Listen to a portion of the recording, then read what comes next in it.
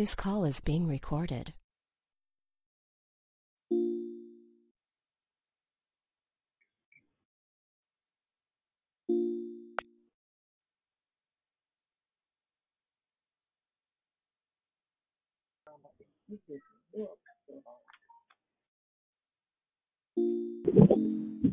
Meeting will start shortly. Yes, sir. Yes, sir. Assalamu alaikum. Walaikum Walaikum salam. salam. Is everyone present and ready for Sunday school today? Yes, sir. Well, then I'd like to welcome our brothers and sisters to our Nation of Islam, Allah's Temple number 1, and the War of Christ live broadcast. And I will open this meeting with, in the name of Allah, who appeared and is in the person of Master Prophet Muhammad. Assalamu alaikum. Walaikum salam. And with the Farad prayer. Surely I have turned myself, being upright to him who originated the heavens and the earth, and I am not of the polytheists. Surely my prayers, my sacrifices, my life, and my death are all for Allah, the Lord of the world. No associate has he, and this am I commanded, and I am of those who submit.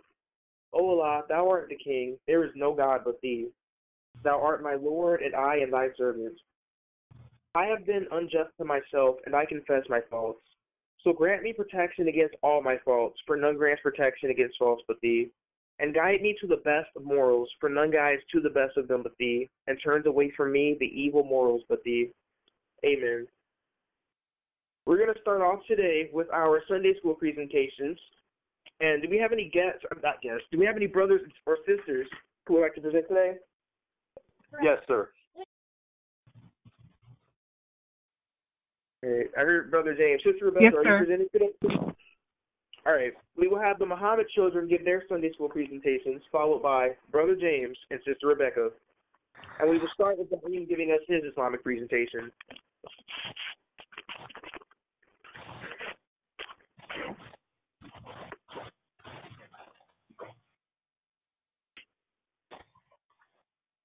Adam has another presentation on our video titled Black Messiah 2012 Black Messiah 2012 80 Part 23 of 28. When the Orthodox Muslims fight, it is not for Allah. It is for self, revenge, and hatred. They are of the dark side. They strap bombs to themselves, kill innocent people along with their enemies, and their reward in heaven is 10 virgin women for when they die. In the Holy Quran, chapter 74, verse 6, we read, "And do no favor seeking gain. This also causes people to turn against Islam because they see so-called Muslims killing innocent people for themselves." The Most Honorable Elijah Muhammad passed away on February 25th, 1975. A lot of the things that were written about Jesus 2,000 years ago were actually talking about the Most Honorable Elijah Muhammad. In the book of Matthew, chapter 11, verse 12, we read, "And from the days of John the Baptist until now, the kingdom of heaven suffereth the violent, and the violent take it back by force. For all prophets and the law prophesied until John. And if ye will receive it, it is Elias, which was for to come. It is a strong view that Jesus' strongest disciple was Peter." The most honorable Elijah Muhammad said 3 years before his passing in his Theology of Time lecture that Minister Louis Farrakhan was his strongest preacher in the bounds of North America. This was before he was turned to the dark side and put down by Worth. In the book of Matthew, chapter 26, verse 33, we read, "Peter answered and said unto him, Though all men shall be offended because of thee, yet will I never be offended. Jesus said unto him, Verily I say unto thee, that this night before the cock crow, thou shalt deny me thrice. Peter said unto him, Though I should die with thee, yet I will not deny thee. Likewise also said all the disciples." The Most Honorable Elijah Muhammad passed away on February 25th, 1975. By the next night, Minister Louis Farrakhan and the rest of the disciples or ministers bowed and pledged allegiance to Wallace Muhammad.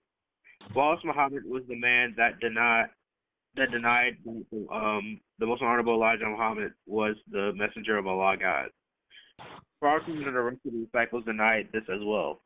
This is referenced back to the verse, that this night before the cock crow, that thou shalt deny me thrice. He not only denied the most honorable Elijah Muhammad, but he also denied that Master Prophet Muhammad was God, and he denied that white people were the devil. In a magazine article in the Africa magazine dated October 1975, 8 months after the passing of the most honorable Elijah Muhammad, Farrakhan was in an interview and was asked this question. Since the death of the most honorable Elijah Muhammad, there have been several important changes in the Nation of Islam. Whites are no longer singled out as the enemies of black people. Women have been given more responsibilities, and the nation has announced a worldwide mission. Why have you made those changes? And he responded with, "They are not sudden. We are not today what we were yesterday, nor shall we be tomorrow what we are today. This is the success of the Nation of Islam. Nobody has been able to write about us without his writings becoming stale within a few years. We are an evolving nation that is in accord with the natural laws of growth and development. The Honorable Wallace D. Muhammad is giving us a profound teaching on women in general. He has said to us that all over the world, women have suffered because of the misinterpretations of the scriptures. Society has always worked against the true freedom of women, and that is chiefly because society has been ordered by men. But women have brilliant minds, and if their minds can be developed and nourished with the right food, they will make an important contribution to the development of society. So the black woman must be liberated from the false ideas that have been instilled in her. Coming to your other point, the Honorable Master Elijah Muhammad taught us that white people were devils. However, what the Honorable Wallace D. Muhammad is doing is refining the language. The problem is not the white people as such, not the people you see in the flesh, but a mentality of lies, tricks, and a falsehood which is used to divide, rule, conquer, subdue, and crush the legitimate aspirations of human beings. That is the devil, and it can be in any flesh, black, white, brown, or yellow. It is that refinement of the teachings of the Honorable Master Elijah Muhammad that you are seeing the Nation of Islam today. Amen.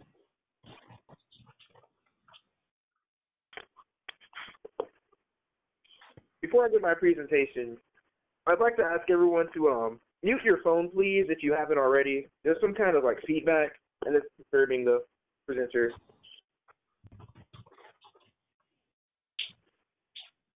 All right. The seventh angel is sounding, part 2. Verse 2 of the 5th chapter of the book of Revelation reads, And he had in his hand a little book open. The only one in the book of Revelation that we've read about with the book was that baby who went to God and took the book. He was the lamb. He was the lion of the tribe of Judah, and he prevailed to open the book. Here in the 10th chapter it says, And he had in his hand a book. This is further evidence telling us that the 7th angel is the Lord, which is the lamb that was slain. He is that child that was born at the end of the world. So the Revelator is giving us a title for the Lamb. He is the 7th angel. And he set his right foot upon the sea, and he set his left foot upon the earth. And he cried out with a loud voice as when a lion roareth. Remember, the Lamb is the root of David, the Lion of the tribe of Judah, as stated in the book of Revelation. In the book of Revelation, chapter 5, verse 5, it reads, And one of the elders saith unto me, Weep not, behold, the Lion of the tribe of Judah, the root of David, hath prevailed to open the book and to loose the 7 seals thereof. Naturally, if the Lion of the tribe of Judah, the root of David, hath prevailed to open the book and to loose the 7 seals, then upon his head was a rainbow. Upon his head is 7. A rainbow is composed of 7 lights, and in order for a man to open this book and to loose the 7 seals, he has to have enlightenment. So he has a rainbow on his head. His number is 7, and he's going to loose the 7 seals. The point is this. In the 10th chapter of the book of Revelation, it says, "And he cried with a loud voice as when a lion roareth." This simply means that he spoke. And this isn't the first time that the lamb is compared to a lion. In the 5th chapter, it says, the lion of the tribe of Judah, the root of David, hath prevailed to open the book. And then when we get to the 10th chapter of the book of Revelation, it says, "And when he spoke, it was as if a lion roareth." If you're at all confused about who this is talking about, just remember that we're in the book of Revelation. It's not hard to figure out at all. The only person who was compared to a lion in the book is that man-child that was born, who was caught up unto heaven and took the book out of the hand of him who sat on the throne. So he read the book after he opened it, he studied it, and he had an enlightened mind. And when he spoke, it was as if a lion was roaring. The Revelator is telling us again that this is the Lamb. We know that this is the Lamb because the figure that the Revelator is describing has a book. That child in heaven had a book. And when he spoke as a lion, i.e. the lion of the tribe of Judah. In the book of Revelation, chapter 10, starting at verse 1, it reads, "And I saw another mighty angel come down from heaven, clothed with a cloud. And a rainbow was upon his head, and his face was as it were the sun, and his feet as pillars of fire. And he had in his hand a little book open.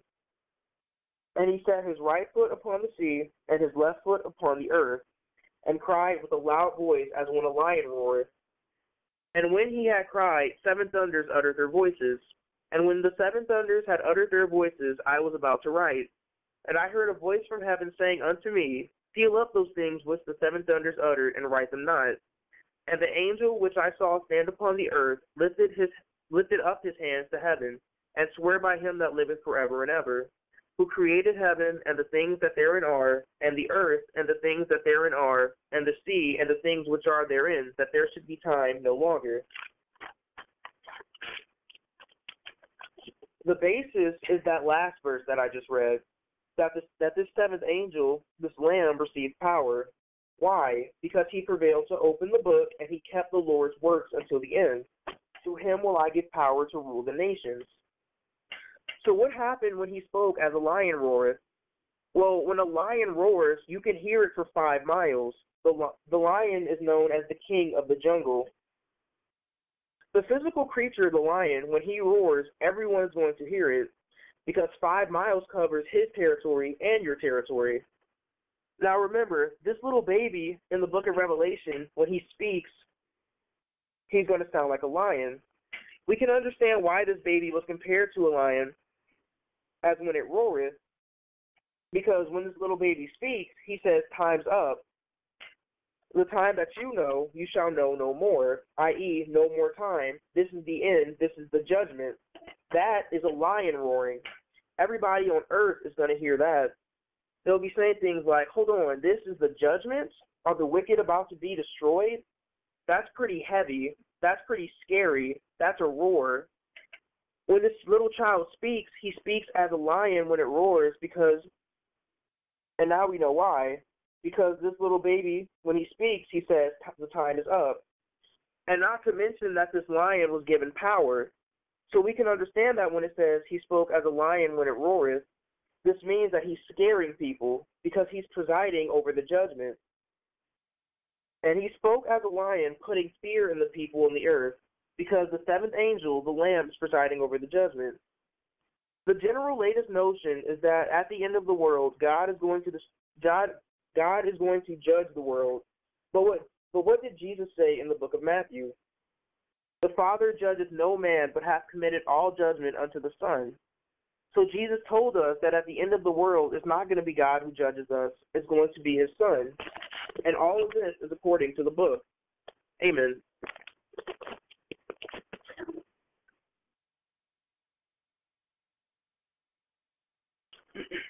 Don't speak. Is that noise coming from your phone?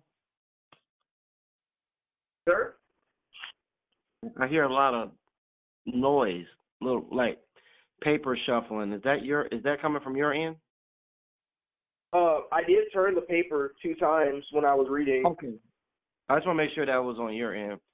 Yes, sir. Kind of kind of pull if you going through your notes, kind of get your notes away from the microphone because it sounds really loud. Because the microphone's picking up the page turning, if that's you or y'all. So if you kind of got to hold the if you turn in pages, kind of hold it away from the microphone as you're speaking to the microphone because it's sounding like a lot of interference. But that's you turning the pages. Yes, sir. It won't happen again.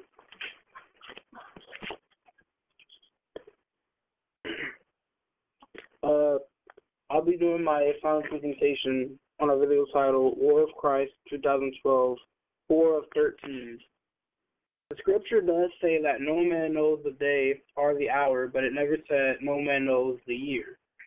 A day often means a year and a year in terms of prophecy. An example is in the book of Numbers, chapter 14, verse 34, reads, After the number of the days in which ye search the land, even 40 days, each day for a year, shall ye bear your iniquities, even 40 years, and ye shall know my breach of promise. The prophecy of days means years. In the book of Revelation, we have a futuristic Babylon. And Revelation 18, verse 2 reads, And he cried mightily with a strong voice, saying, Babylon the great is fallen, is fallen. And I heard another voice from heaven saying, Come out of her, my people, that ye be not partakers of her sins, and that ye receive not of her plagues. And there followed another angel, saying, Babylon is fallen, that great city, because she made all nations drink of the wine of the wrath of her fornications. The first ancient Babylon, Assyria, fell in 654 BC. So we know the days refer to years. So the redeeming years of Christ is 2012. If you add 1,335 years plus 1,290 years, we have 2012. Now the second fall of Babylon, we know a week is 7 days, so the seventh week of tribulation. The book of Daniel and the book of Revelation refers to the fall of Babylon. The book of Daniel refers to the 7 years of tribulation being broken in half. The book of Revelation gives us more insight of the work of the beast and his time in the middle of the 7 years of tribulation. Amen.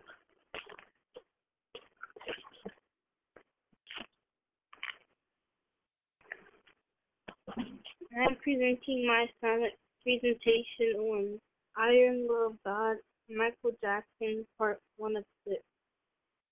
In the name of Allah, the Beneficent and Merciful. May Isis avenge in the war of the dawn, from of that which he has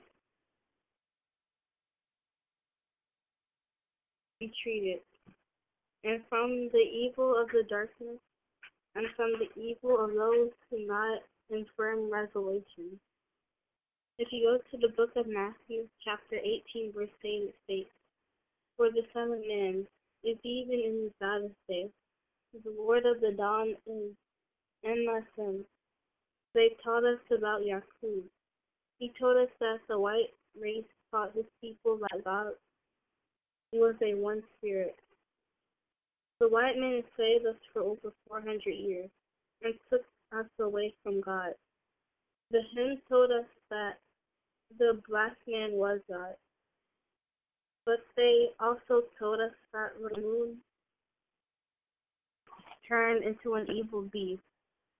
Yaqub is the black god from 6,600 years ago, entertained the same idea of the moon god. Amen.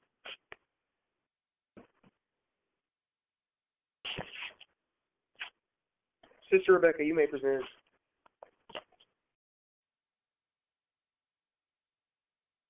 Yes, sir.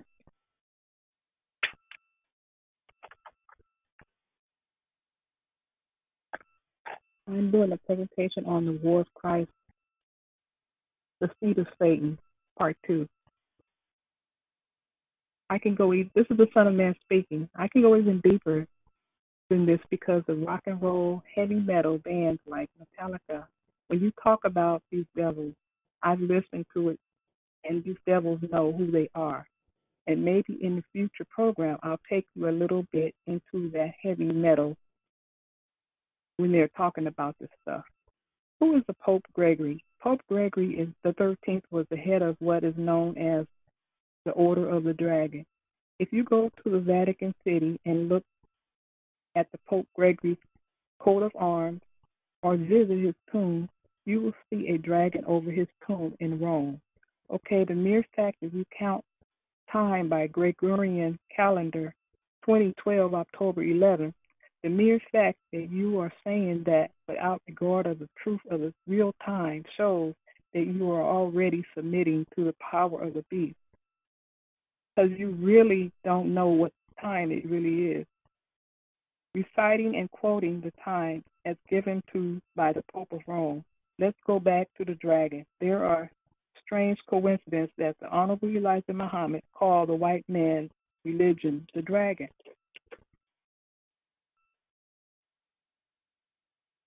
Bruce Lee makes a movie called Enter the Dragon, which shows that the dragon is alive. And the Pope that set the date and time that we are living in, he ruled a memory of something called the Order of Dragons. It was formally established by Holy Roman Empire of Sigmund. Before the Pope Gregory XII, before the Gregory XIII was constituted the calendar, he reconstituted the calendar. He ordained the order by the dragon. Before it was ordained in 1411, was already in existence for over 300 years, and the order of the dragons first came about when the Christians started doing the Christian crusade of fighting against Ottoman Church, which were the Muslims. The crusade started in the year 1095 under the Pope Urban II, and the Christian army were of the Order of the Dragon, which is a secret fraternity of Catholic Church. Their creed was to defend all of Christendom, all of the Christian land against the Muslims. And at the time, the greatest threat against the Muslims were the Ottoman Church. So the thing with Christians and the Muslims go back thousands of years.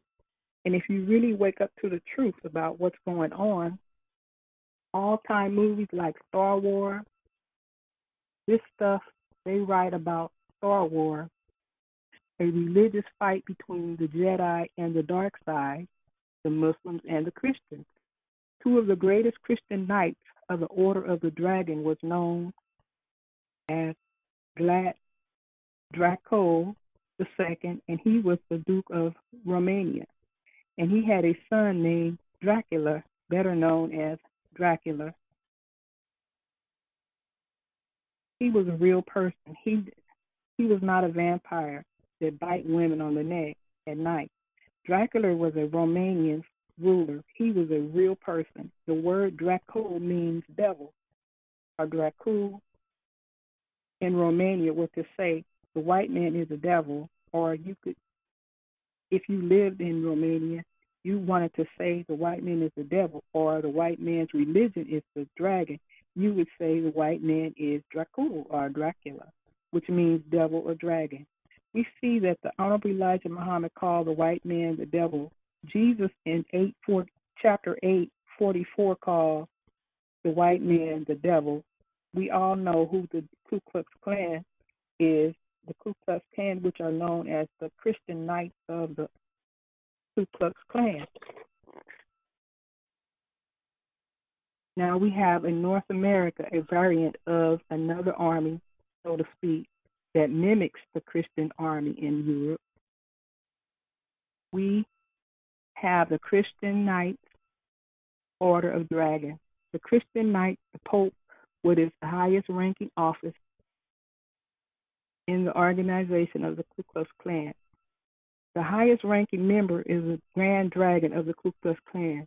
David Duke in Louisiana was a Grand Dragon of the Ku Klux Klan. They are calling their leader the Grand Devil. Revelations 2:13, I know the work and where thou dwellest, and even to where thy seat is. He is discussing the 2 seats of Satan, which described on the seat of the Pope of Rome, what Napoleon discovered in 1798 that he did not even know. Under the chair of the Pope of Rome, in Arabic, there are the words, under the Pope's chair, there is no God but Allah, and Muhammad is his prophet. Amen.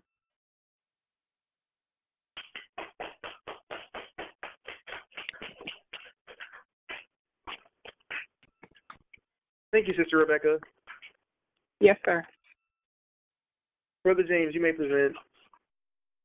Yes, sir. I'm doing my Islamic presentation, continuing where I had left off on I am Alpha and Omega. Bismillah, in the name of Allah. Who did the most honorable Elijah Muhammad tell us is the author of the book of Revelation? The messenger taught us that Yaqub wrote the book of Revelation. In this book of Revelation, in the 9th verse of the 1st chapter, it says, I, John, who also am your brother and companion in tribulation, and in the kingdom, was in the isle that is called Patmos. Verse 10 says, quote, I was in the spirit, physically dead, on the Lord's day. So to say I was in spirit is a reference to being physically dead. Just like, for example, some rappers will say Tupac and Biggie are still with us in spirit. Or if someone, for example, is not able to make it to an event, they might say, well, I'll be there in spirit. Yaqub's wisdom has been running the present world as it is now. The nickname or devil name for John is Jake. So John and Jacob are synonymously interchangeable. And that can be confirmed just by doing a simple Google search. One can see that the two names are the same. The one comes from the other. Also, Jake is a nickname for Jacob, and Jack is a nickname for John. Jake and Jack are the same name, except that one is pronounced with a long vowel A, and the other is pronounced with a short vowel A. Jake and Jack, A and A. And Yaqub has always been the proper pronunciation of this name long before the English pronunciation Jacob ever was used. So Yaqub's name was hidden in the book that he wrote. Osiris is Amen, the unseen, hidden. He had a name that was written, that nobody knew but he himself. Yaqub is the hidden God of the book of Revelation, as we are mathematically proving. Revelation chapter 1, verse 18 says, I am he that liveth and was dead, because he was with us in spirit, and behold, I am alive forevermore. Amen. And have the keys of hell and death. For example, if we examine the Son of Man who is raised from the dead in Scripture, we go to Revelation chapter 10, verses 5 and 6, and it tells us, quote, and the angel which I saw stand upon the sea and upon the earth lifted up his hand to heaven and swear by him that liveth forever and ever. So it's telling us right here that this seventh angel swears by him that liveth forever and ever. Him that liveth forever and ever is Allah, Master Farad Muhammad. His messenger, the most honorable Elijah Muhammad, told us, quote, of course, Mr. Yaqub lives but 150 years, but his ideas continue in practice. His wisdom continues to rule. He's with us in spirit. The reason why the Son of Man, the Lamb, the seventh angel, or Yaqub, will live forever is because his God, the Allah that he bows to, is Master Farad Muhammad. He swears by him that liveth forever and ever. Thus, Yaqub is immortal, because Master Farad Muhammad's wisdom will live forever. This is immortality. The most honorable Elijah Muhammad also told us in the book Our Savior Has Arrived on page 100, quote, the present God's wisdom is infinite. No scientist can see an end to this man's wisdom coming in the future. That is why the Bible and the Holy Quran refer to him as the greatest and wisest of them all, and say that he will set up a kingdom, a civilization, that will live forever.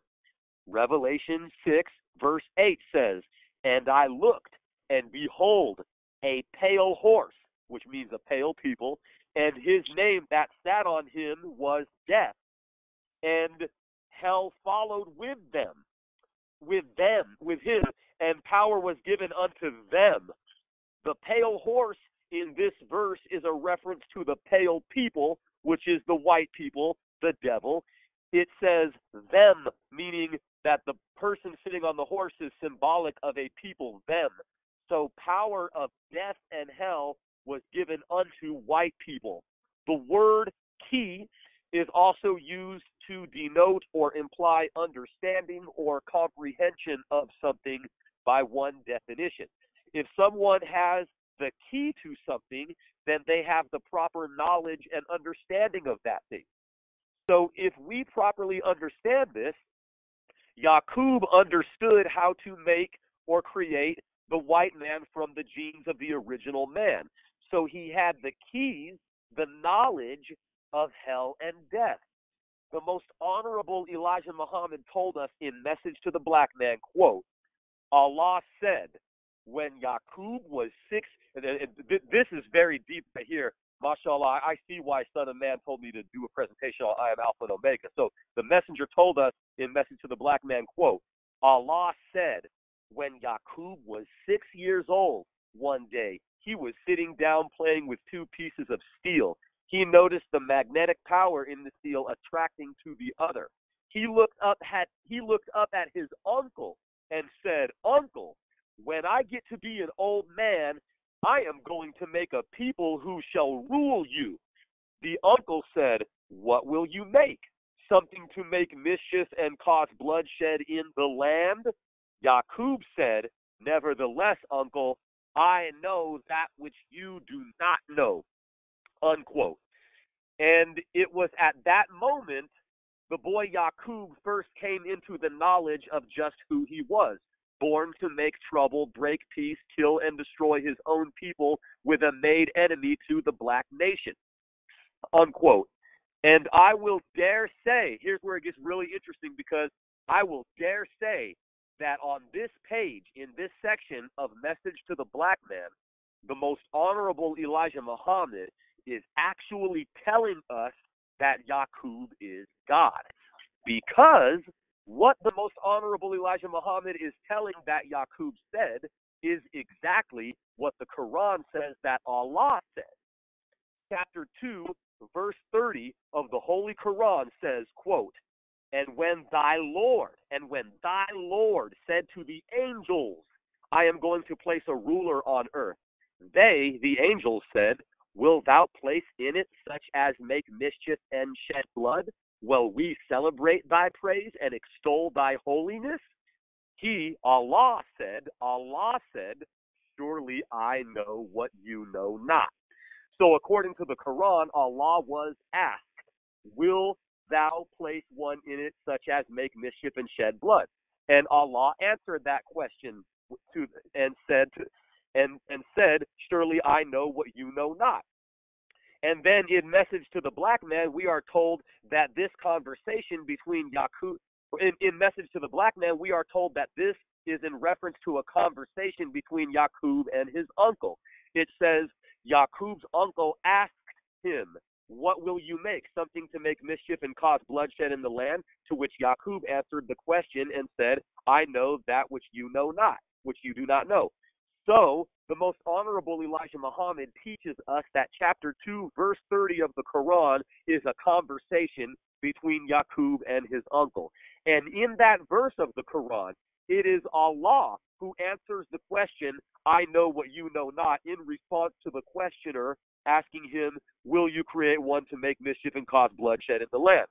So Allah speaking in this verse of the Quran is Yaqub talking to his uncle, according to the most honorable Elijah Muhammad.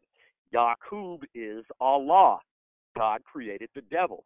And this ayat of chapter 2, Surah Baqarah of Al-Quran, is one of the most beautiful, important ayats of the Quran to the Orthodox Muslims. Ayat means verse, like Ayatollah means verse of Allah or word of Allah. Was a man named Ayatollah. So yeah, ayat means verse. So this is one of the most popular verses of the Quran among all of the Muslims. One of the most important, most beautiful ayats, beautiful verses. And Yaqub's uncle, being called an angel in the Quran, knew that Yaqub was Christ. His uncle's older than him, obviously, but he knew that this 6-year-old child was Christ because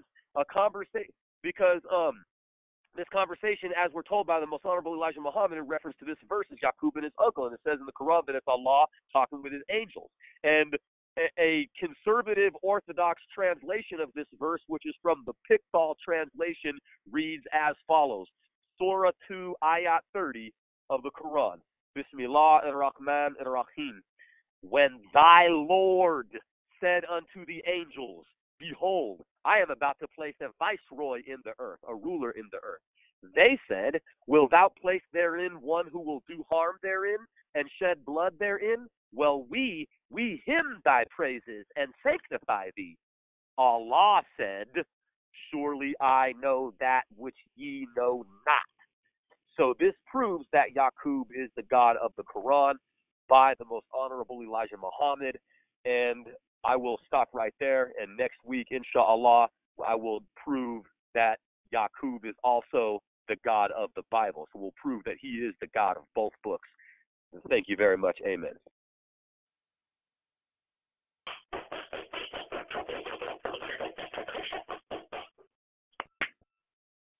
Thank you, Brother James. Yes, sir.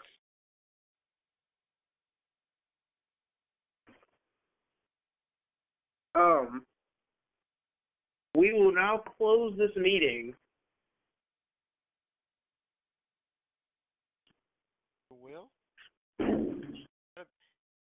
That'll be very, very interesting. You can do that,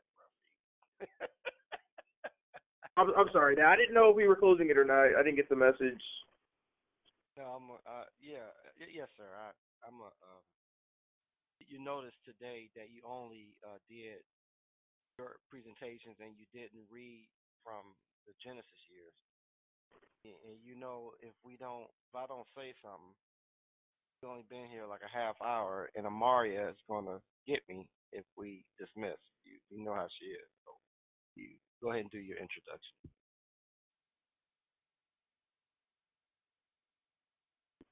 The introduction? We will now hear from the Son of Man. Oh, yes, sir.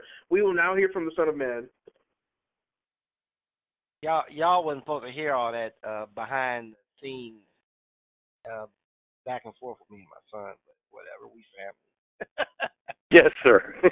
Yes, sir. Assalamu alaikum, everyone. Wa alaikum salam. Walaikum salam. I have to address something before I begin. I have to address something that I said Friday. When I, like I told you, if you don't respect or underestimate your enemy, you are in danger of being defeated. Now, I'm not saying that the devil's going to win over Allah myself, no. But what I'm saying is, I was really, as one sister I talked to said, I was really extra Friday because I was under the impression that nobody came to the meeting. Therefore, the teaching that I did Friday night was kind of hard. I started talking about the dark side because that's exactly how I was feeling, And anyway, so the next morning, I'm trying to get my vehicle repaired, go back to work. Seems this truck is always breaking down, but whatever. And a gentleman that I invited, he was telling me how he enjoyed the meeting. And what was the brother's name? Brother Leroy. I said, I said, you was at the meeting? And he couldn't have been lying because I had not posted the meeting. You know, Brother James called me that night, and, you know, he kind of made, from my memory serves me correctly, Brother James think he's slick. He trying to throw hints about me posting that meeting. And Sister Rebecca called me. Sister Rebecca, you know, kind of throwing in her little 2 cents about posting and getting that meeting online. Well, just send us the link. Not everybody else. You know, brother and sister wanted that meeting. So the point is, it wasn't posted. So he couldn't have been lying. I said, you were there? I said, but I didn't see you. He said, Muhammad, I was there the whole meeting. Okay. So when I seen that, I'm like, now wait a minute. All this time I've been looking at my controls to the conference room. There are people here, and I don't know they're there, and I've been assuming that because, you know, I think I'm looking at everybody. That's the technology or direct intentional interference by Satan is taking place. Either one. The bottom line is there are people in the room that the service I'm paying for is not alerting me to.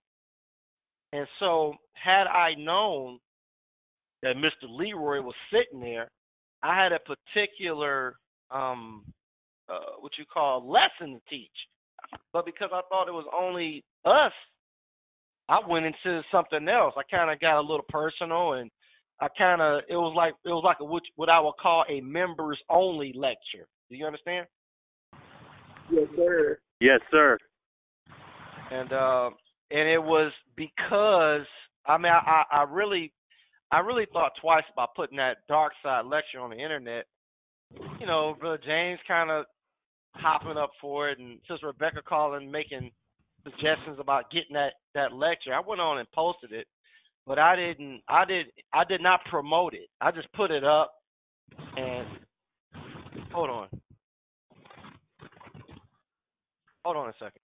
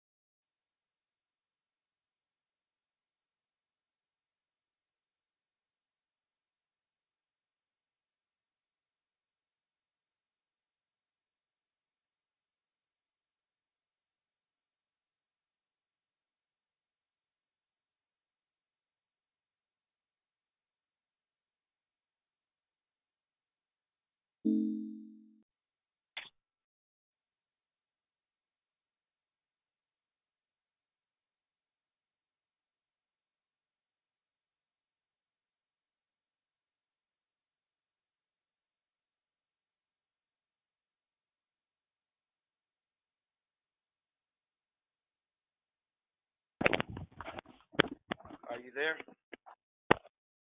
Yes, sir. Hold on. Where did I leave off? Anybody remember? Remember? Friday night. Yeah. Friday night, you were feeling that kind of way about expressing to us the dark side. But you said when you had put up the video, you didn't really promote it like you might usually do, but just had put it up based on how you were feeling. And the brother Leroy, I believe, was with us, although I wasn't aware. And so, we were just listening, son of man. Oh, yes, sir. So anyway, when I put the video up and, I put up a photograph I use on other videos, and I didn't make the video of no renown. I mean, I didn't make it the Son of Man Speaks or Nation Islam Study Group. I just put Dark Side Bible Study because it's not. That's really. I did it in such a way that it wouldn't attract too much attention anyway, because it really wasn't intended for the public. But I just have an aversion to uploading a teaching that's on the internet that the public can't get to. So I didn't really promote it. I was just feeling certain ways, so I just said a lot of things. But before I begin, if you are in the room, hold on. Let's see, go back. Because Leroy may be here, Frankie may be here, Markia may be here. If we have any guests that are in the room, if you could take your phone off mute and make yourself known.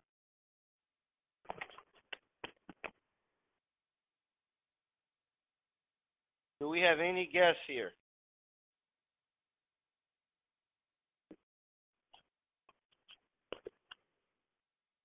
All right. Well, based on my request for people to make themselves known, and based on the fact that I don't see anybody in the room from my software here, I'm forced to assume that we have no guests today, which is fine. It's fine. I mean, people have freedom to do what they want. So a couple things, like any father, I'm a sucker for my daughter, so, I once heard the story. Well, I'm not going to say that. The point is, I kind of, if it was up to me, as far as I'm concerned, it's kind of hard not to assume that people are like you. So when I come around Muslims, I assume that Muslims study their lessons every day like I do.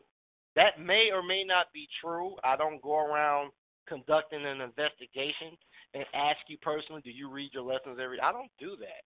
I kind of assume that you study the teachings every day, and if you don't, that's between you and Allah. I'm not saying maybe how you study is the way Allah wants you to study. I don't know, but I kind of study every day for the most part.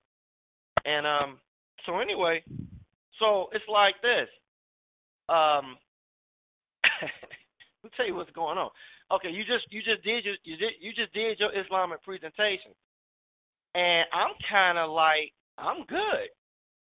We can dismiss, But what happens is I hear the voice of my daughter Amaria from a year or so ago. Daddy, can it go longer? I hear that voice of my daughter in my head. And I can't just dismiss you after a half hour. I just can't do it because my baby asked me, and Daddy said, okay, it'll go at least an hour. So, but make no mistake, you're not about to hear no filler. Like I'm just blowing hot air just to waste time. No, you're gonna be taught. But these things must be. The book says that the Son of Man will be rejected and despised. These things are written. There's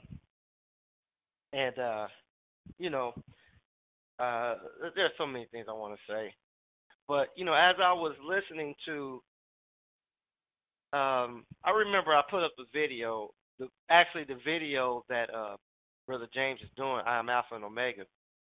And I remember, I think it was Daim, we kind of talked, was it right? One of my sons was like, Dad, I never heard that song before.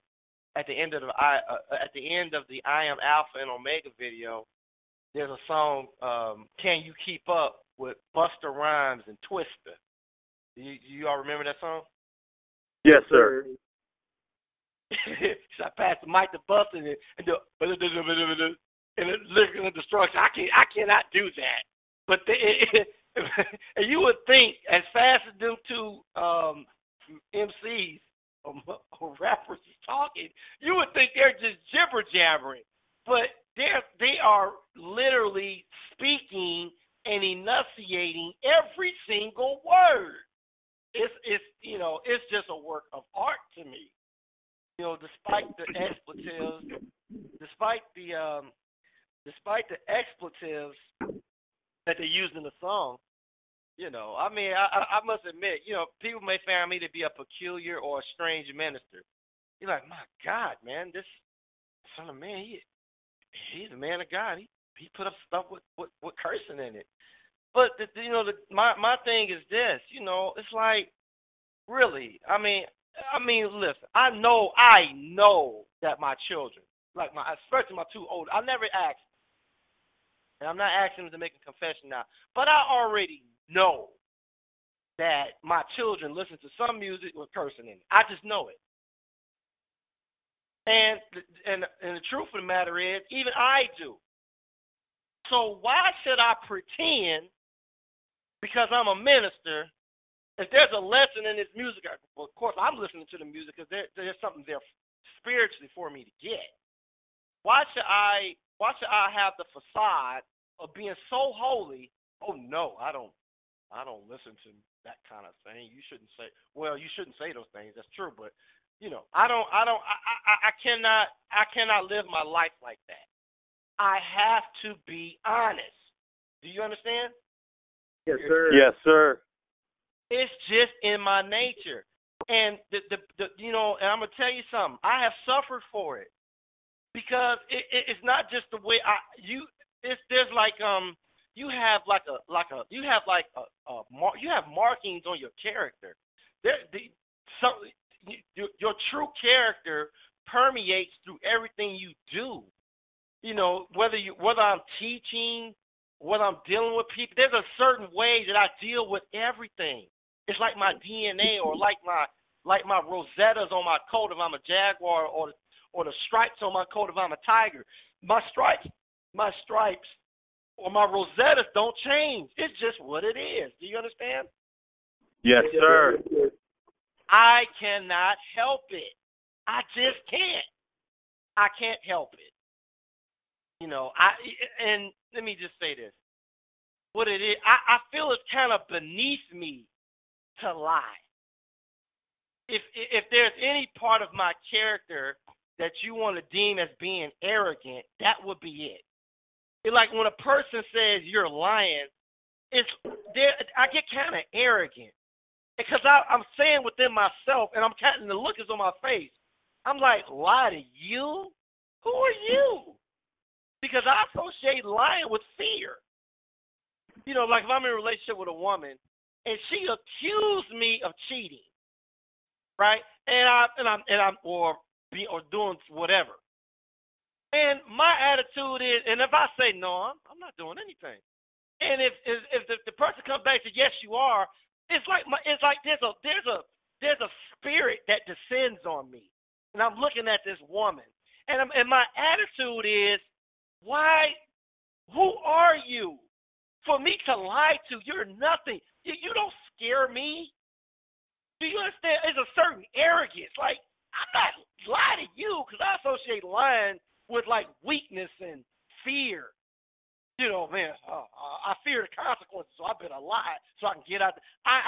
It's just beneath me. Do you understand? Yes, sir. It's like I tell you, I can't help it. And this is probably the reason I'm not married today, because I was, you can say you say a lot of things about me, but if you ever had a chance to talk to my ex-wife, she would tell you Kevin's crazy, but he's honest. It's the truth. He's crazy, or whatever, but he's honest. That's just what it is. I'm just an honest guy. I just tell you how it is with me. There is no hidden agenda. So when I tell you, like for instance, I say I'm the Son of Man. Then I also tell you, like, really, this is what I kind of conclude based on the evidence. I just don't just go on as if the jury's in. I'm 1,000% sure. I'm honest about it. I don't really care if you don't believe me, or if that causes you to not, or maybe he's not. Maybe that causes some doubt in your mind. Well, if it causes doubt in your mind, it should be there. But I'm not gonna pretend that I absolutely know. Do you understand? Yes, sir. Yes, sir. It's just in my blood. It's in my genes. And but back to the rap song. There's so much I want to say. I kind of when I was listening to the presentation, and by the way, the name James, that's also a form of John and Yaqub, if y'all didn't know. So Brother James, his name is a derivative of the name Yaqub. And so the reason why I even bring that up is this. I'm sitting back here listening to Brother James give this lecture, give this presentation. Brother James has this habit, for better or for worse. He kind of brings in this dimension of the Orthodox, and he gives you these little extra tidbits and ornaments, right? And I'm sitting back here laughing at myself. I'm like, man. I said, if the people knew what this Yaqub is doing here, they would be so scared. And I'm thinking to myself, maybe I should stop Brother James from giving presentations, because he's causing me to reveal things that I didn't really have plans to even talk about. Because there are consequences when certain knowledge is spoken. When things are made known, there are consequences. Do you understand? Yes, sir. Yes, sir. And so it's like this. I'm listening to, in particular, James, right? And I'm listening to him give his presentation on Yaqub and, the ayat in the Holy Quran. And I'm saying to myself, I'm shaking my head. I'm like, oh my God, why is he doing this? Because I'm kind of, this is kind of, since it's just us, so I'm kind of, sometimes, let me back up. I'm a little extra right now. Sometimes when we went to school, it was kind of rare. And I mean, from elementary, junior high, high school, even college. Sometimes you would go to class with your teacher, and your teacher was just somebody else. Meaning, your teacher was like your friend, your buddy. Like, your teacher was just talking like he or she was one of the students, and kind of just kicking it with you. Do you understand? Yes, sir. I remember when I was in law school, I forget the brother's name. He was my criminal justice instructor in law school. And, so one day he came to class and he was telling us, okay, he invited the whole class, come to his house. He's having a barbecue. And as he was telling us, he said, we're going to be playing cards. And he was really cutting up in class. And I'm sitting there with my mouth open. Like, what? He was talking like a law student, like one of the guys. I can't call his name right now. But this law professor was so stuffy. He was black. He was so snobbish and so above it all. So when he came in, it was a mid-semester or something, he said, hey, guys, come on over to my house, and we're going to do this, and we're going to really have – and the whole class, it really wasn't like class. It was like being at a reunion or a picnic. I mean, because he kind of, I guess a good metaphor, he kind of took his crown off his head, put his scepter down, came off his throne, and sat among the common folk. Do you understand where I'm coming from? Yes, sir. That's kind of like what's going on now. Because I'm not this Son of Man thing. As I've been meditating on it, and this thing is deeper than you could possibly imagine. But anyway, I'm listening to Brother James did a speech, and I'm like, oh my God. I said, won't this dude stop? I'm like, oh God, he's gonna make me do it. Like it's like this. If after today's meeting, if you want to, it's up to you. Get on YouTube and type in Busta Rhymes. It's an interview he does with DJ Vlad, and DJ Vlad makes a statement to him. I don't know which song it was, but Busta Rhymes back in the '90s when he was real hot. Was it Biggie? I think Notorious B.I.G., Busta Rhymes, Craig Mack. Yeah. I think Flavor in Your Ear. They did a remix on Flavor in Your Ear by Craig Mack. Okay. So this is set up. So DJ Vlad is interviewing Busta Rhymes. Check it out on YouTube. DJ Vlad, Busta Rhymes. You can check it out. So DJ Vlad like, yo, man, you know, I'm not a rapper, Busta Rhymes, but man, when Biggie dropped that verse, man, I think he got you. And Busta Rhymes didn't even flinch. He didn't even get emotional. He didn't start arguing. He just simply responded these words. He said, well, Vlad, I'm paraphrasing. He said, back in them days, he said maybe even today, but the coldest MC went last. He said, I always went last. And on that song with Notorious B.I.G., I went last. That's all he said. He ain't argue with him. You coming up in 2016 on a song that was released 25 years ago, and you coming to me talking about, well, in your opinion, the Notorious B.I.G. got me on this record.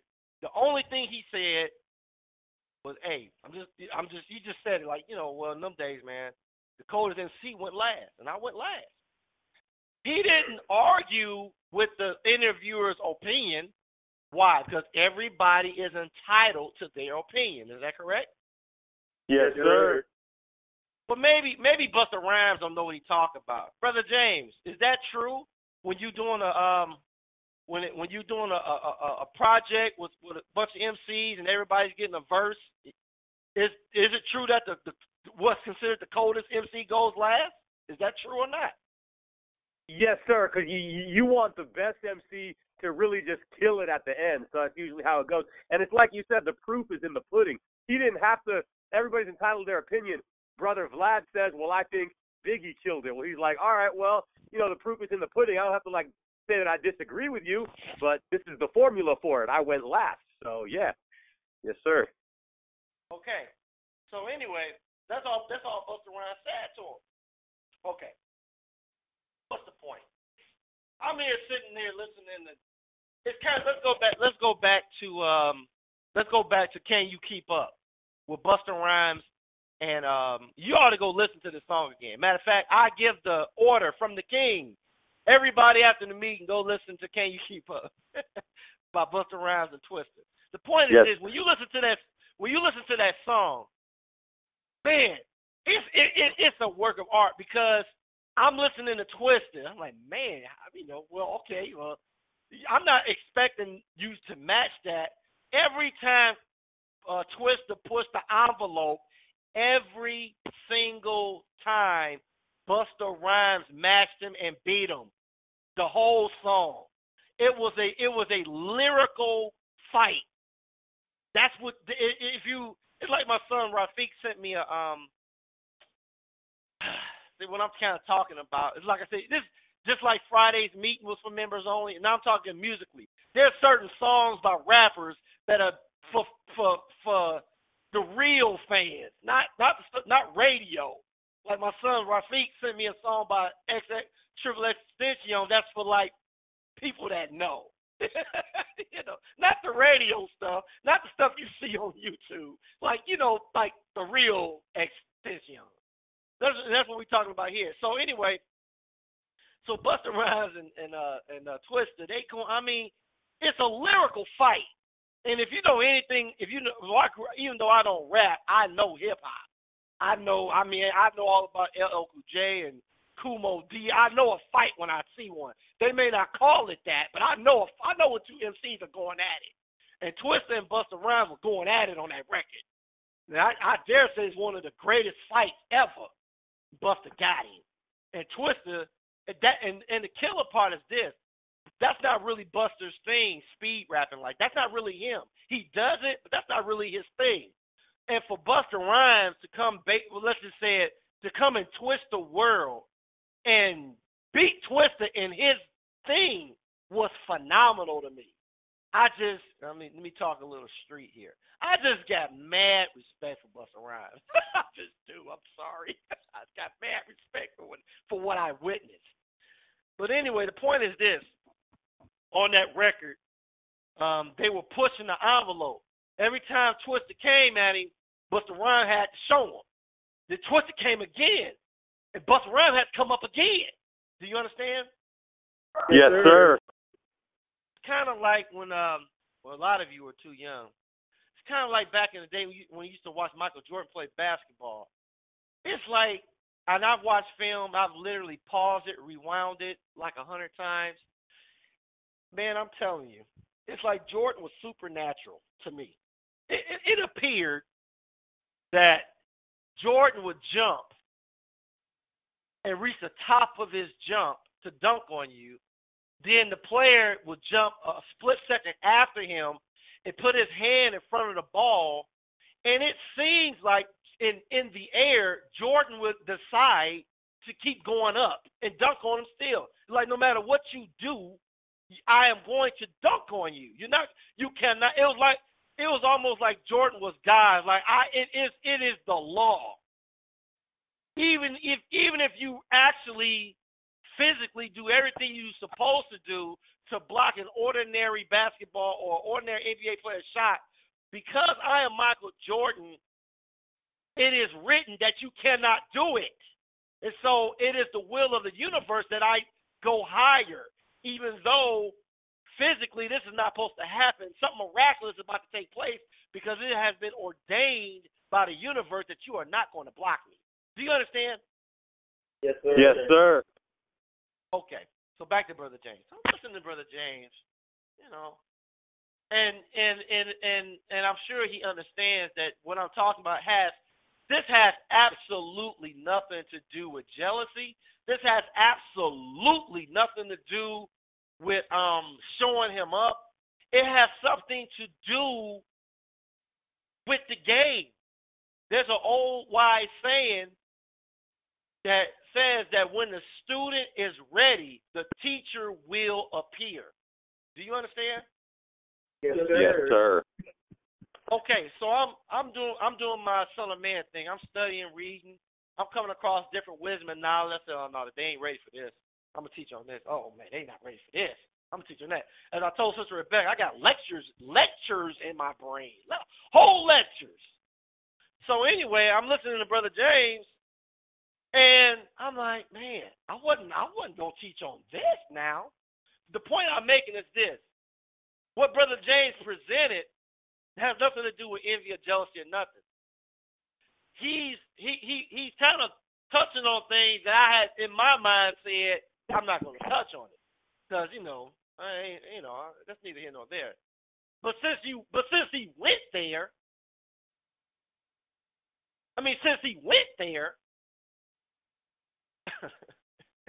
I gotta show him.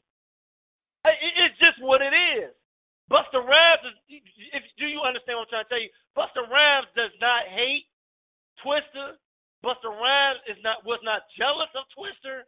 Busta Rhymes ain't got nothing but love for Twista.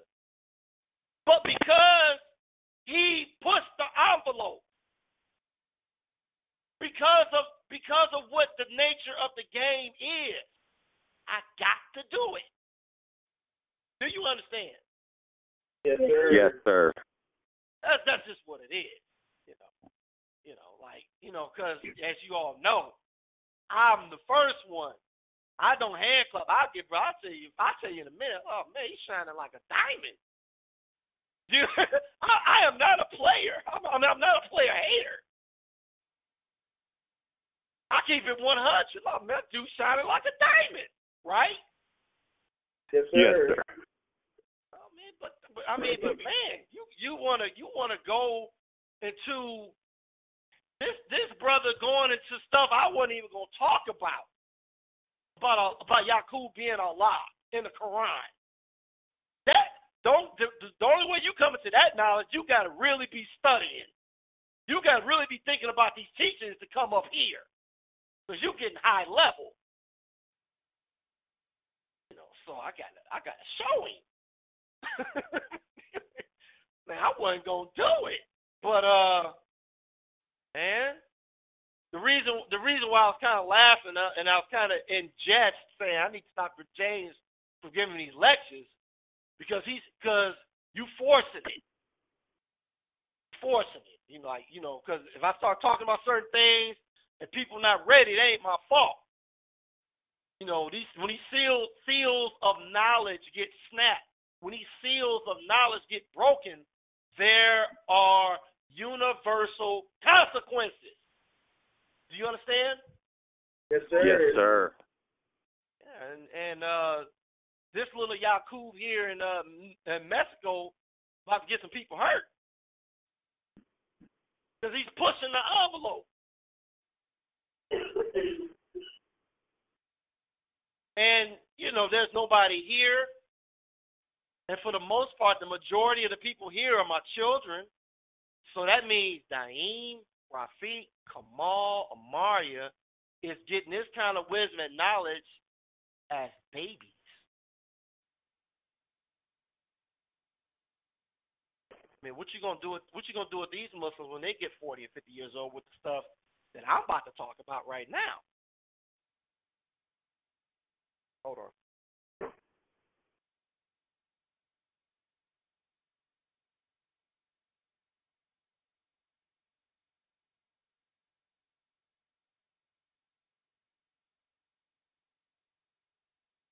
Are you there? Yes, sir. Yes, sir. Well, it's kind of like I will admit I'm kind of gathering my thoughts because I'm gonna be honest with you. What I'm about to talk about at this very moment, I had a whole nother lecture prepared to discuss today, but because James went there, I'm about to let it go. What I'm about to do. I just thought this was just a get together. I didn't know my man was gonna get on a microphone and start blowing on my set.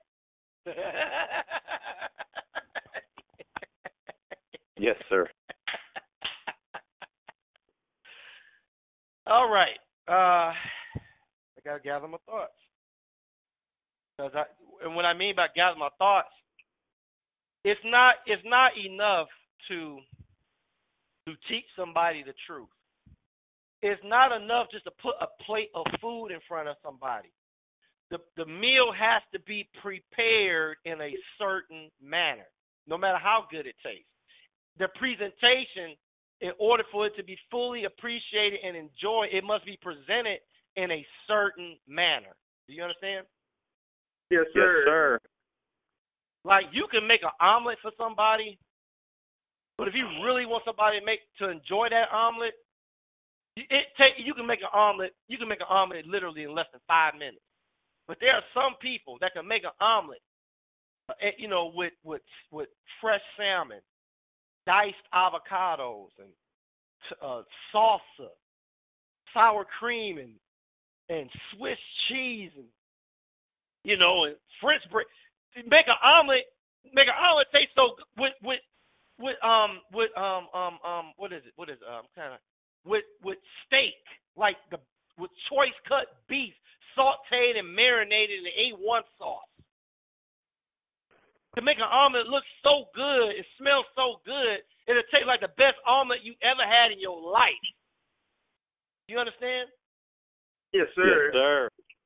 But basically, it's still just an egg dish with cheese and salt, But when you start putting all them extras in it, if you ever go to someone's home, you're sitting upstairs, and they say, "Would you like an omelet?" And you like, "Yeah." and you don't see them in 5 or 10 minutes, and they come back upstairs, and it took them 30 minutes to make this omelet, you better get ready for it, because this ain't an ordinary omelet. You understand? Yes, sir. Yes, sir. So it takes time. You sitting there, you watching Netflix, you watching TV, you smell the omelet down there cooking, you're getting kind of hungry. Like, God dog, what's taking so long? It's just you put some butter in a freaking pan and you make the omelet. Like, it's taking so long to get this omelet. But when you get it, you're like, oh shoot, I didn't expect this.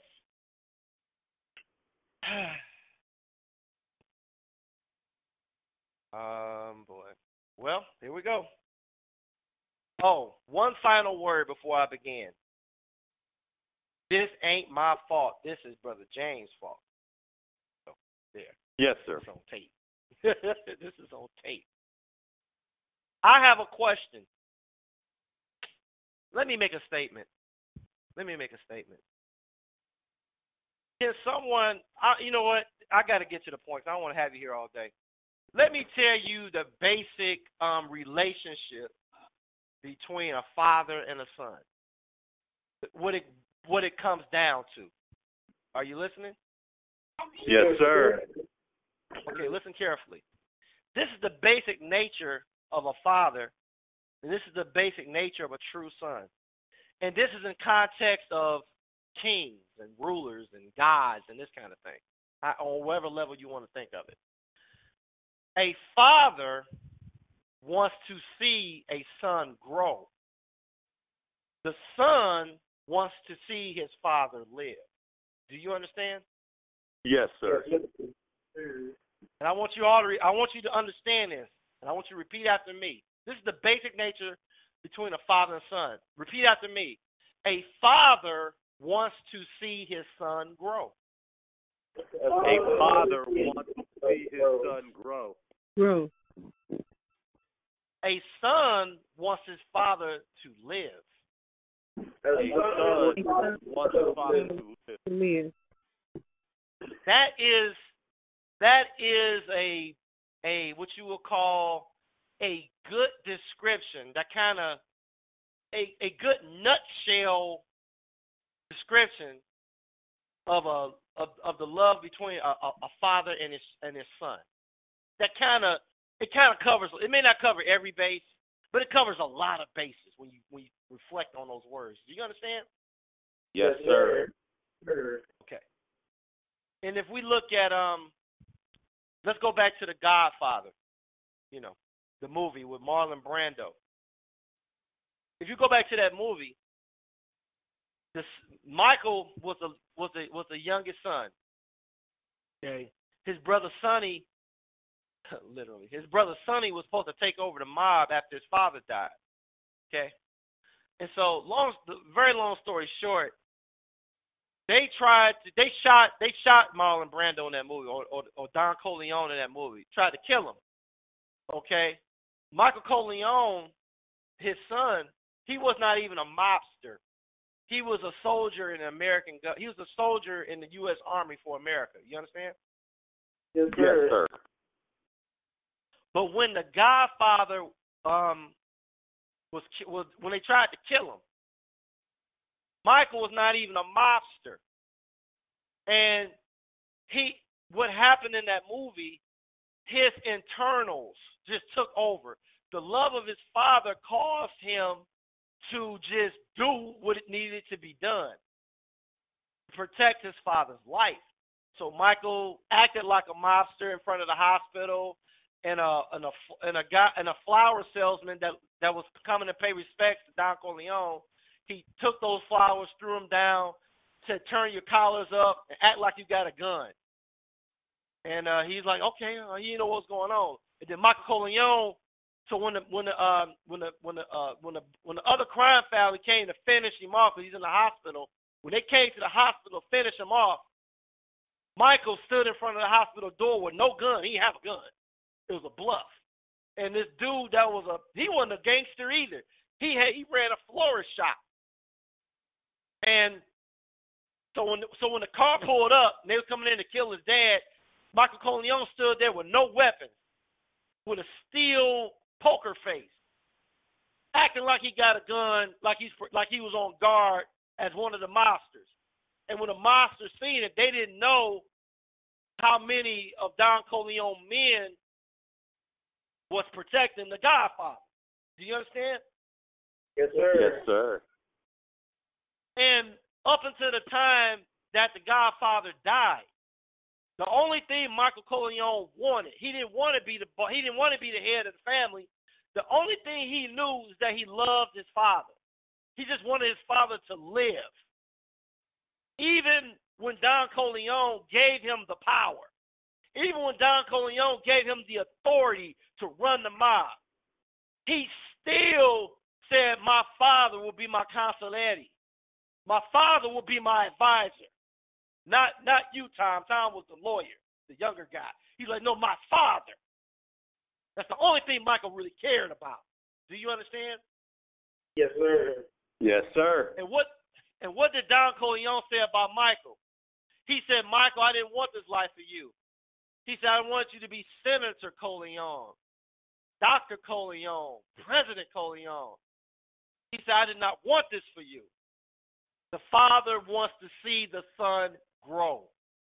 The son wants the father to live.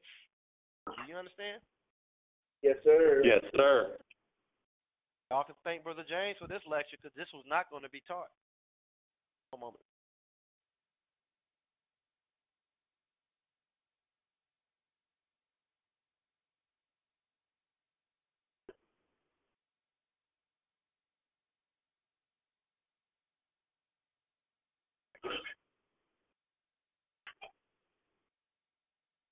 Now, what was the name of the song by Busta Rhymes and Twista? What's the name of it? Anybody?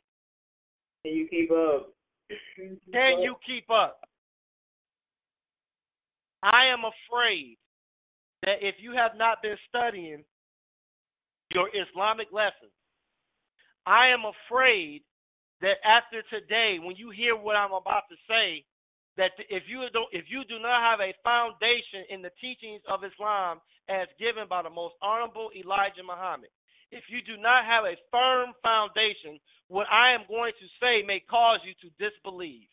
What I'm about to say may cause you to walk away from Islam as taught by me. If you have not been studying, what I'm about to say is going to appear to be, what's the word? It may appear to be contradictory to the very teachings of the most honorable Elijah Muhammad. Do you understand? Yes, sir. Yes, sir. But what is going on is this. I have students in front of me. Make no mistake, there is very little difference between you going to a kung fu class under a sensei and coming to my class under my ministry. There's really no difference. What has taken place is that I have been teaching the class how to move, what to do, drills. And then up jumps a student that starts doing things in front of the whole class. Any good teacher will not hold back a student. A good teacher will not keep a student that's in the 5th grade that should be in the 8th grade. They will promote them to the 8th grade. They will not hold them back with the rest of the class, despite who gets jealous. Do you understand? Yes, sir. Yes, sir. That's just what it is. See, it's being forced. Brother James is forcing me to say this because he just told you that Yaqub is Allah. He just said it. So Bill Cosby had a show a few years ago. He said children say the darndest things. And I'm sitting here shaking my head. I'm like, man, oh my God.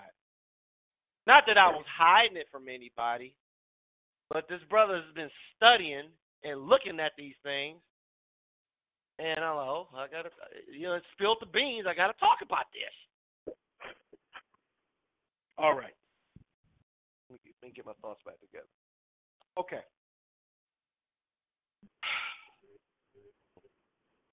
All right, here we go. Now, does anybody know, and feel free to Google and type as fast as you can so you can give me the answer first. What does the word Almighty mean? All powerful. Having complete power, omnipotent. The word Almighty means having complete power. Do you understand? Yes, sir. All right. Let's go back to Master Farad Muhammad.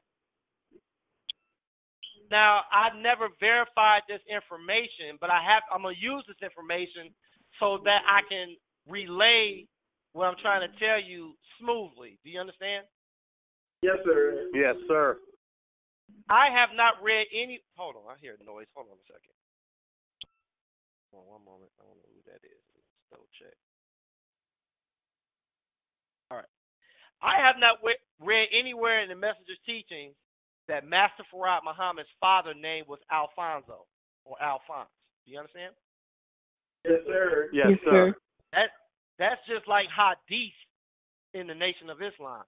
But you get every article that the messenger wrote.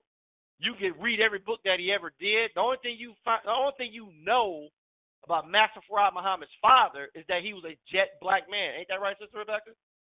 That's right. Didn't you hear the same thing I did, that Master Farad Muhammad's father name was Alphonse, but you couldn't really verify that? But that's generally, that's like the hadith of the Nation of Islam. Is that right? Yes, sir. Okay, so when I say, listen to me carefully. When I say that Master Farad Muhammad's father name was Alphonse or Alfonso, that is hadith. Meaning, it's probably true. The messenger probably said to one of those ministers in private, and it got out and got around, but the messenger never said it publicly. Therefore, we cannot give it no more regard than hadith or the sayings of the believers about what the messenger said. But there's nobody in the nation that disputes it. Not his brother John, not anybody else around the messenger ever dispute. Nobody disputes it. And it was being said, as far as I know, even when the messenger was here. Do you understand? Yes, sir. Yes, sir. So it's likely, it's probably true, but I must confess I can't prove it to you. But it doesn't really matter because I'm gonna give Master Farad Muhammad that name, so I won't have to keep calling his father the jet black man. I'd rather call him Alfonso to have what you would call some sort of dialogue with you about this, okay? Yes, sir. Yes, sir. Yes, sir. Listen. I want everybody to listen to me. If you are distracted, if you looking out the window, if you combing your hair, you need to pay attention to what I'm about to say. Now, the most honorable Elijah Muhammad told us that Master Farad Muhammad's father wanted to come to America and get us. Paraphrasing.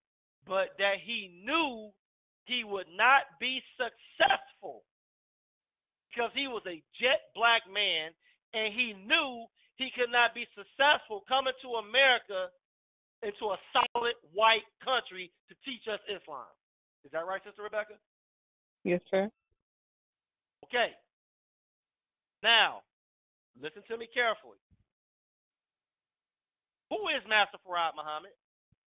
Allah in person. Allah in person. Is that right? Yes, sir. Yes, sir. Okay. Now, listen to me. I'm gonna warn you one more time. I'm going to warn you one more time. If you do not listen to me, and if you have not been studying, you may want to leave. I'm about to tell you some stuff. Okay. Now you've been warned. I hope you've been studying. Listen to me carefully. I told you don't be distracted. Now listen carefully. Allah has no associates. Is that right? Yes, sir. Yes, sir. Is there a God above Allah? No, sir. No, sir. The entire universe submit to Allah. Is that right? Yes, sir. And we say that this Allah, that man is Master Farad Muhammad. Is that right? Yes, sir. Yes, sir. Now we about to get into some 10-degree black belt teaching right here.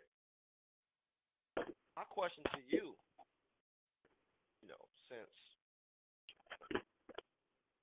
since your brother James went there, you about to see some kung fu now. Now, isn't it true that Master Farad Muhammad's father taught Master Farad Muhammad, Sister Rebecca? Yes, sir. Isn't it true that Master Farad Muhammad's father taught and raised Master Farad Muhammad and sent Master Farad Muhammad to teach us because he couldn't do it? Is that right, Brother James? Yes, sir. Is that right, Sister Rebecca? Yes, sir. Have I said anything that the messenger didn't teach? No, sir. No, sir. Yes, sir. I'm talking to Sister Rebecca, Brother James, at this point. If I say Sister Rebecca, it's for a reason. Because Sister Rebecca is the only one among us that was there when the messenger was here. You understand? Yes, sir. If I say Sister Rebecca, I don't want to hear from nobody else. Because well, none of us there. Because I could be one of these young blowhards that got to teach and think he knows something, and somebody that was there got the real truth. We got somebody with the real truth in here that was in the movement. And her name is Sister Rebecca. Let's keep going. Now, we have just, and this is according to what the most honorable Elijah Muhammad taught us. Now, Master Farad Muhammad was taught by his father, Alphonse. Master Farad Muhammad was sent to America by his dad. And when Master Farad Muhammad came here, he told the most honorable Elijah Muhammad, he said that my father made me for you. Is that right, Sister Rebecca? Yes, sir. Brother James, does not the Quran say Allah begets not, nor is he begotten? Yes, sir. Well, how, in that case, Brother James, how in the world can Master Farad Muhammad be a lying person? That sounds like haram. That sounds like heresy. That means if Allah does not beget and nor is he begotten, by virtue of everything we just said, that proves that Master Farad Muhammad is not a lying person, and that proves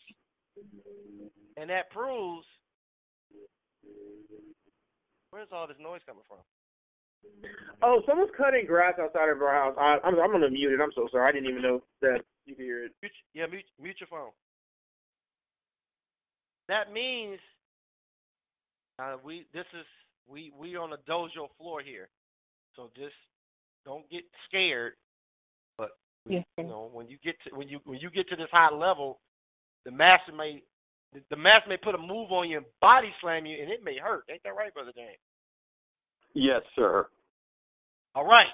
Now, so that I just proven, I'm playing devil's advocate here, so to speak, that there's no way, Matt. Then all of you in here are disbelievers in the Holy Quran. You are not Muslims because Master Farad Muhammad can't be Allah.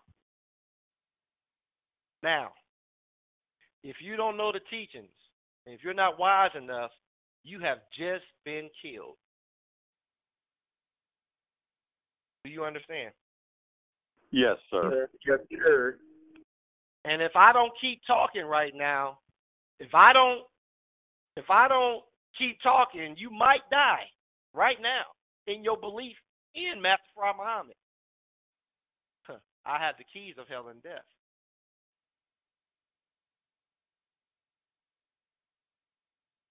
See, the thing is, when you come in this dojo, I'm talking about any dojo, you come in front of that master, the sensei or the dragon, and you really thought you knew something.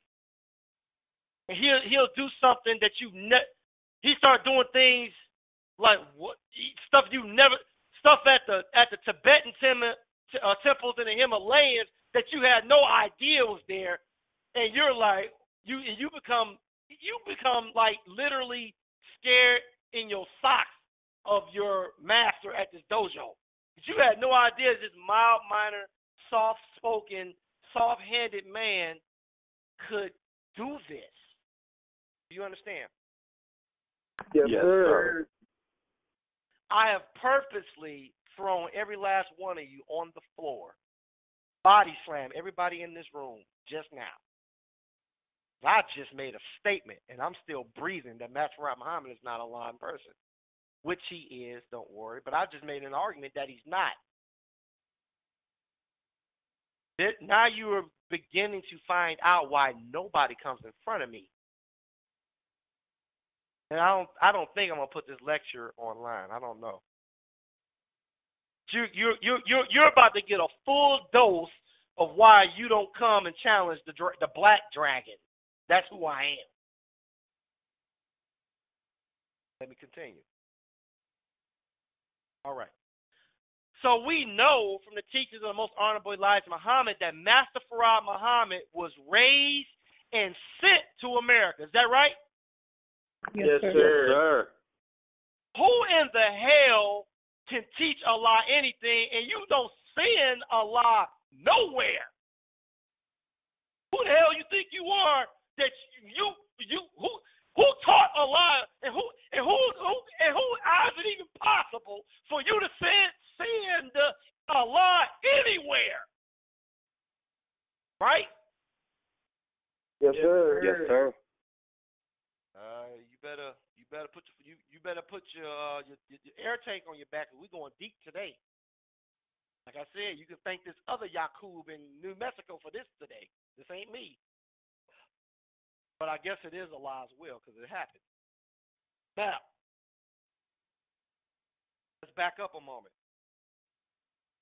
Did not the most honorable Elijah Muhammad say that Master Farad Muhammad's father, we're going to call him Alphonse, did he not say that he wanted to come to America himself, but he couldn't? Yes, sir. Yes, sir. Right? Yes.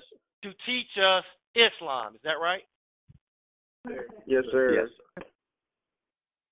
Well, that means that Master Farad Muhammad's father had the knowledge and wisdom to do it himself. Is that right? Yes, sir. Yes, sir. Did not the most honorable Elijah Muhammad teach us that God is the possessor of power and force, Sister Rebecca?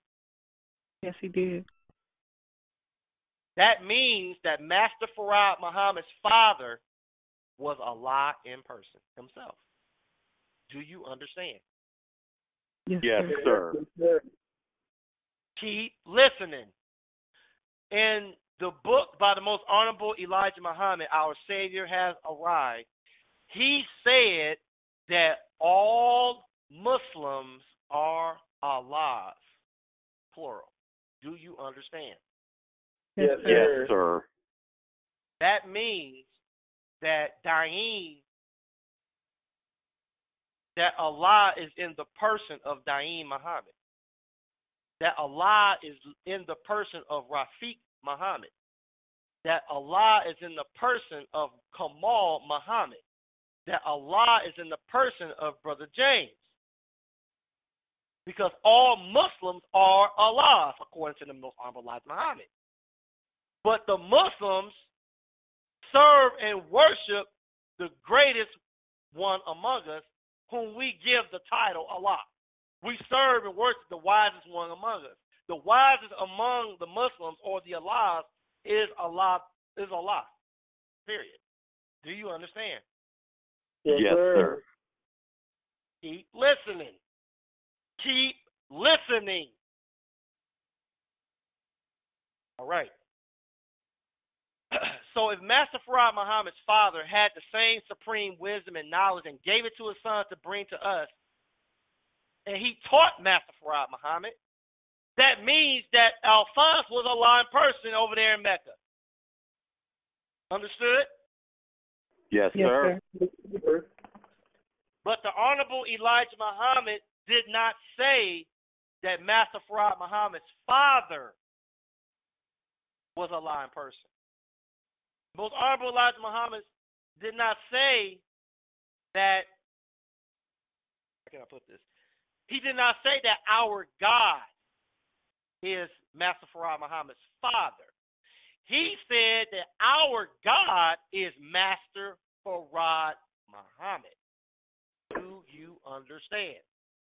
Yes, sir.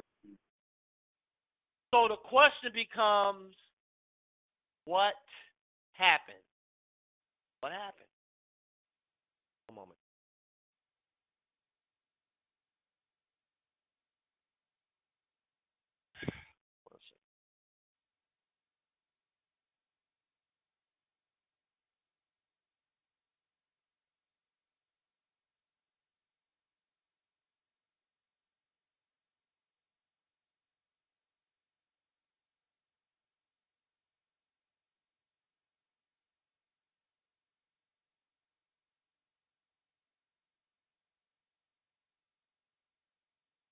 Are you there?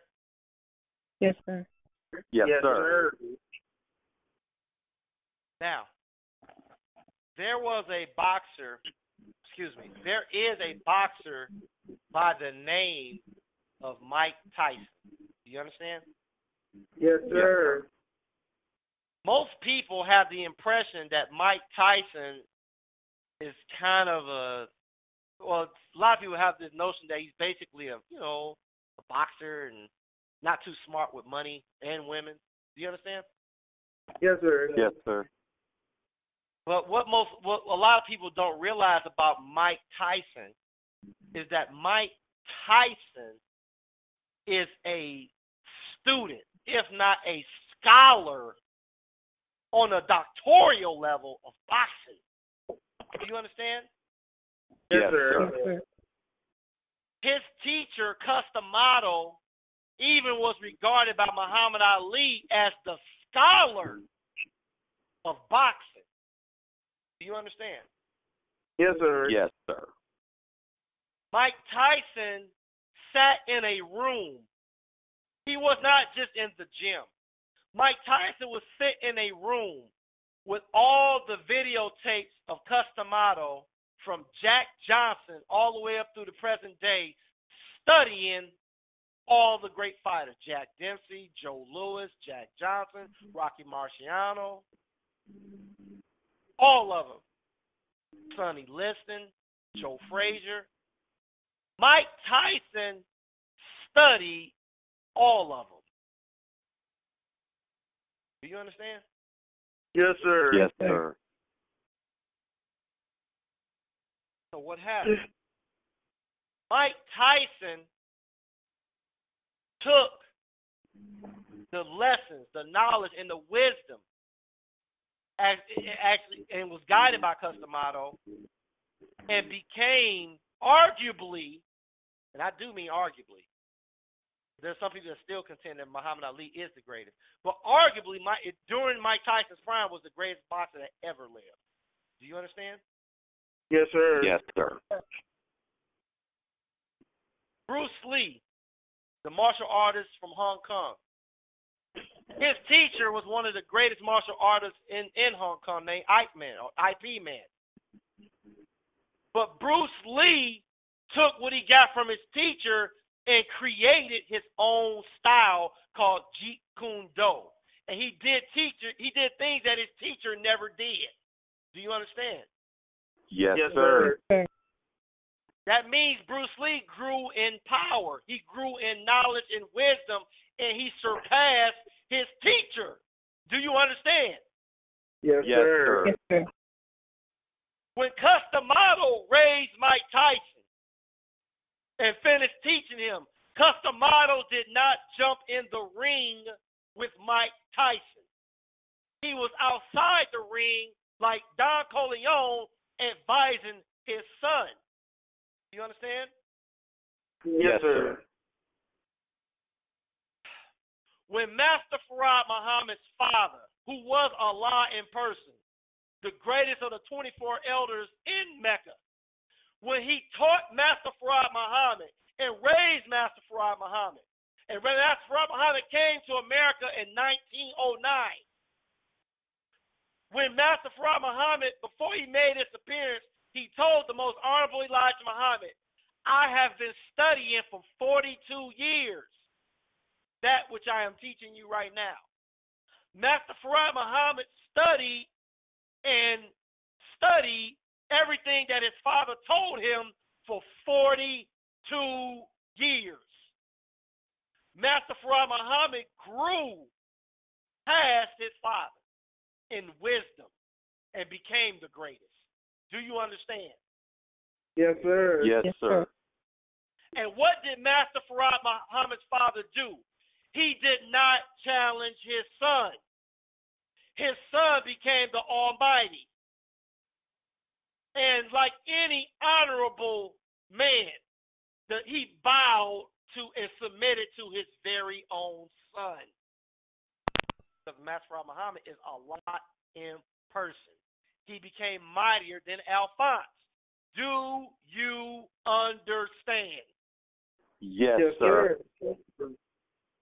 The word Almighty, as my son Kamal said, means complete. What's the definition, Kamal? I think Daim has said it. I'm sorry, Daim. What was the answer, son? Almighty means having complete power, omnipotent. The word Almighty means having complete power, omnipotent. Do you understand? Yes, Yes, sir. Yes, sir. So what happened between Master Farad Muhammad and his father Alphonse? The father wants to see the son grow. The son wants the father to live. Do you understand? Yes, Yes, sir. sir. Yes, sir. You're getting deep. You can thank or blame Brother James, but we I'm like Busta Rhymes. Brother James, you are not gonna get me because you can't get me. You're not gonna get me. Yes, sir, Father. Now, in the teachings of the most honorable Elijah Muhammad, and Sister Rebecca can bear me witness if I'm correct or not. In English lesson C1, it says the following: my name is W.F. Muhammad. I came to North America by myself. Sister Rebecca, is there anything you just heard that's not what the messenger said? No, sir. I didn't. Everything you said was what he said. Now, Brother James, who is Master Farad Muhammad? Allah subhanahu wa ta'ala in person.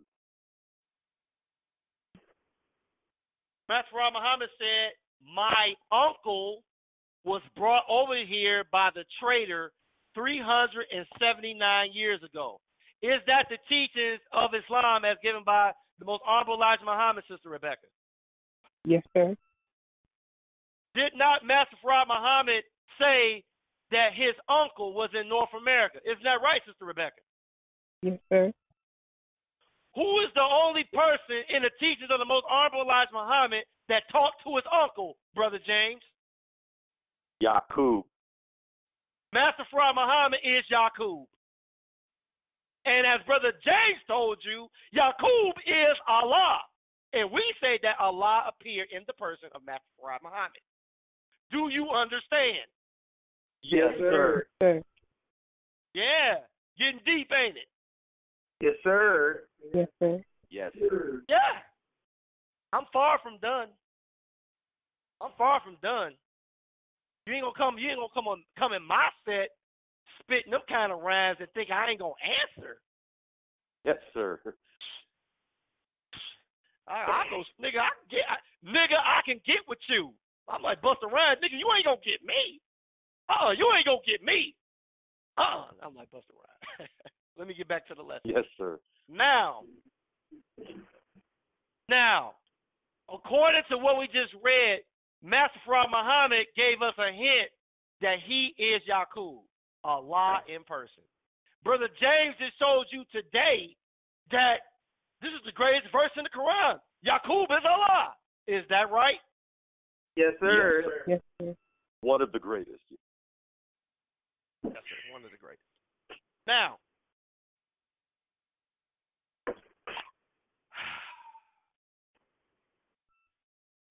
was Master Farad Muhammad at any time a dead man, not knowing, having the knowledge of? Was he at any time other than a Muslim? No, sir. No, sir. Meaning he was never without the knowledge, the true knowledge of God. He was never spiritually dead. Is that correct, everyone? Yes, sir. Yes, sir. Now, get your Bible and turn to the book of Revelation. Yes, sir.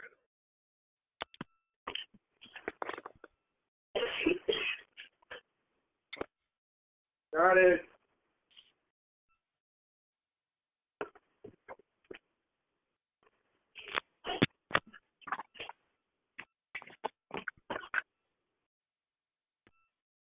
Does everyone have the first chapter of the book of Revelation? Yes, sir. Yes, sir. Listen very carefully. We're going to go to Revelations chapter 1, verse 8. Brother James, read verse 8. Yes, sir. It says, I am Alpha and Omega, the beginning and the ending, saith the Lord, which is, and which was, and which is to come, the Almighty. All right. Now, the book says that the Alpha and the Omega is the Almighty God. Do you understand? Yes, sir. Brother James, read the 18th verse of the first chapter. Yes, sir. I am he that liveth and was dead, and behold, I am alive forevermore. Amen. And have the keys of hell and of death. Now, the book told you that this man in the book of Revelation is the Alpha and Omega, and he is regarded as the Almighty. Is that right? Yes, sir. Yes, sir. Then the book of Revelation tells you that the Almighty was dead and now is alive. The Almighty didn't have the knowledge of Allah. Do you understand? Yes, sir. Yes, sir. We know from the teachings of the Bible, we don't have to even go to Islam. We know that the one spoken here in the first chapter of the book of Revelation is the Son of Man, raised from the dead. Is that right? Yes, Yes, sir.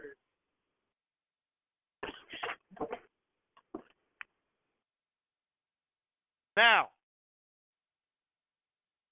the book says that the Son of Man, the Alpha and the Omega, is the Almighty God. Understood? Yes, sir. Yes, sir. But the Son of Man's father name is Master Farad Muhammad. Do you understand? Yes, Yes, sir. sir. Class, Rafiq, what is the nature of the relationship between a father and his son? The father wants to see his son grow. The son wants to see his father live. Now, when Master Farad Muhammad was born, when Master Farad Muhammad was Kamal age, he was not the Almighty Allah. He was growing in wisdom. Do you understand? Yes, sir. Yes, sir.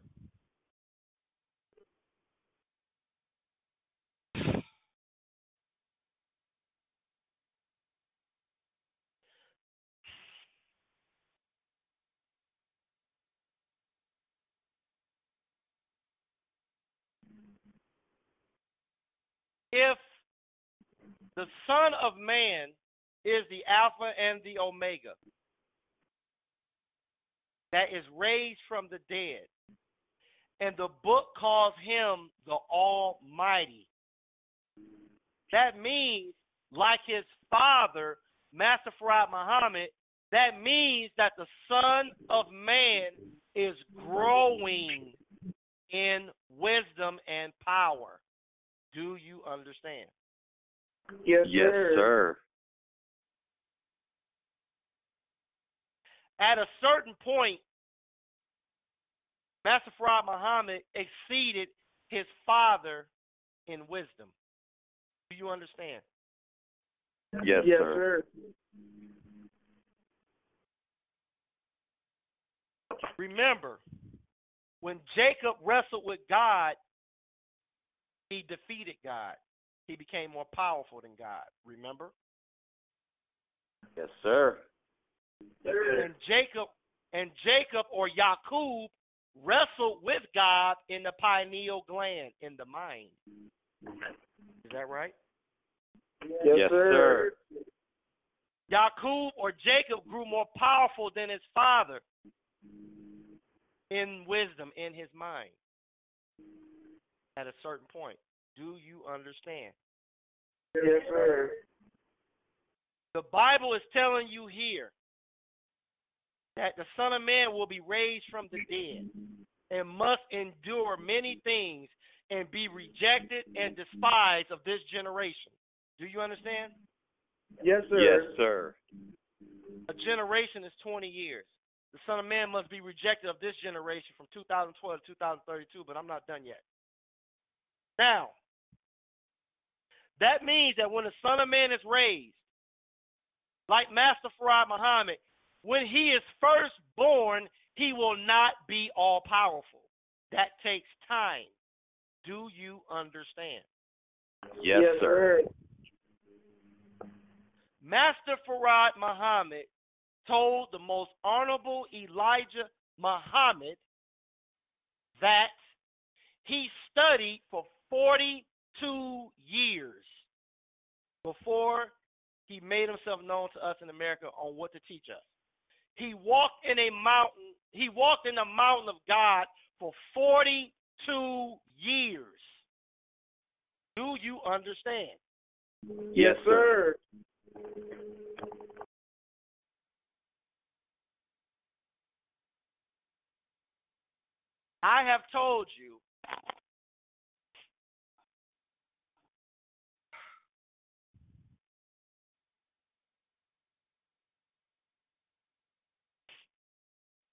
I have told you that the end of the world, according to the teachings of the most honorable Elijah Muhammad, will take place between the years 2012 and 2032. Is that right? Yes, sir. Yes, sir. I've taught you in the lesson that in the Black Messiah has risen that the Jesus of 2,000 years ago was murdered between the years 30 A.D. and 33 A.D. And most scholars contend that Jesus was murdered in 30 or 31 A.D. Do you understand? Yes, Yes, sir. sir. I believe in 30 A.D. or 31 A.D., Jesus was killed on March 26th. Do you understand? Yes, Yes, sir. sir.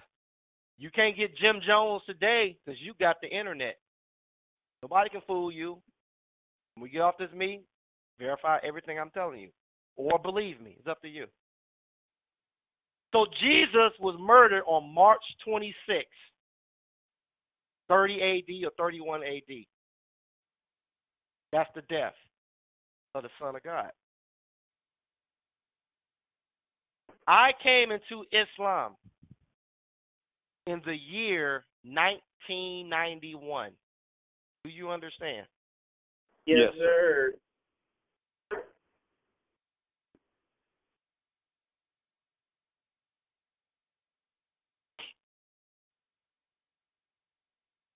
I have been studying Islam since 1991. Do you understand? Yes, sir. Yes, sir. In 1991, I graduated from high school, and on March 26, 1991, I was 18 years old. Do you understand? Yes, sir. Yes, sir. Master Farad Muhammad studied for 42 years and became the Almighty of the universe when he presented himself. Do you understand? Yes, sir. Yes, sir. Now, how old was I in 1991? 18.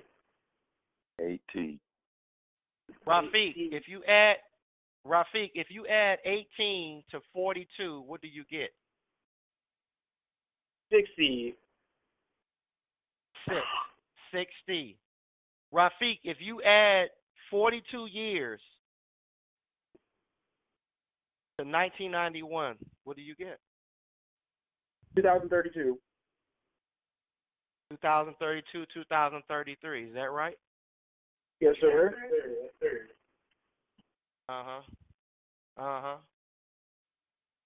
Told you this, Brother James' fault. Yes, sir.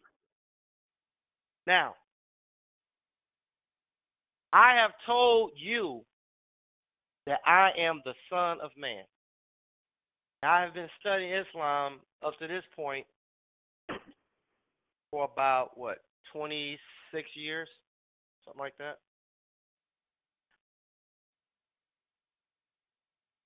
If I am the Son of Man,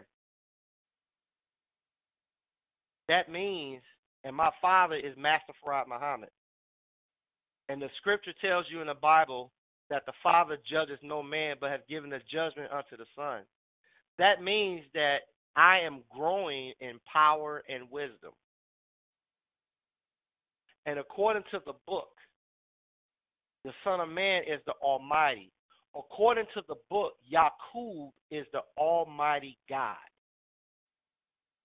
According to the book of Revelation, and according to what Brother James just showed you. Brother James just told you that Yaqub is Allah in the Quran. I just showed you that Master Farad Muhammad told you in the lesson C1 as verified by Sister Rebecca that Master Farad Muhammad is Yaqub, Allah. I told you that I am the son of Master Farad Muhammad. I am the son of Yaqub, which would make me Yaqub Jr. Do you understand? Yes, sir. Not quite exactly.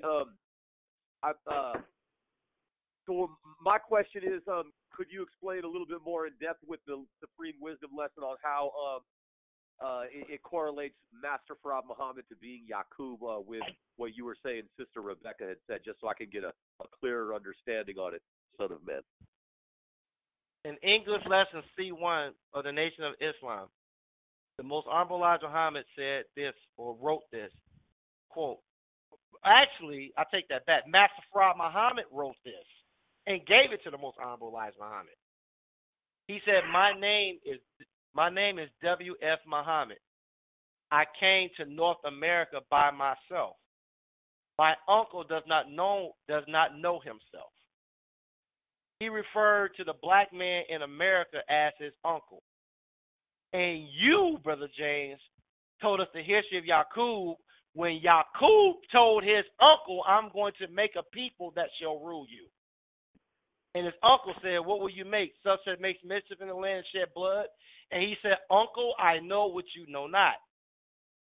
So the Yaqub of 6,000 years ago told his uncle that he was going to make a people that will rule you. Master Yes, Prophet sir. Muhammad, when Master Prophet Muhammad came here, he called us his uncle. Is that right? Yes, sir. Makes sense. I understand you. People would rule his uncle. He said, call the black man in America his uncle. Makes sense. Yes, sir. Got it. Now, Master Prophet Muhammad did the exact same thing that Yaqub did 6,000 years ago. Because remember, Master Prophet Muhammad got a white family. His mama was white. Do you understand? Yes, sir. Not only is the black man Master Prophet Muhammad's uncle, the white man is Master Prophet Muhammad's uncle also. Do you understand? Yes, sir. Yes, sir. Master Prophet Muhammad told the most honorable Elijah Muhammad that the black man will rule the universe forever. Do you understand? Yes, sir. Yes, sir. That means that Master Prophet Muhammad told his white uncle, I am going to make a people that will rule you.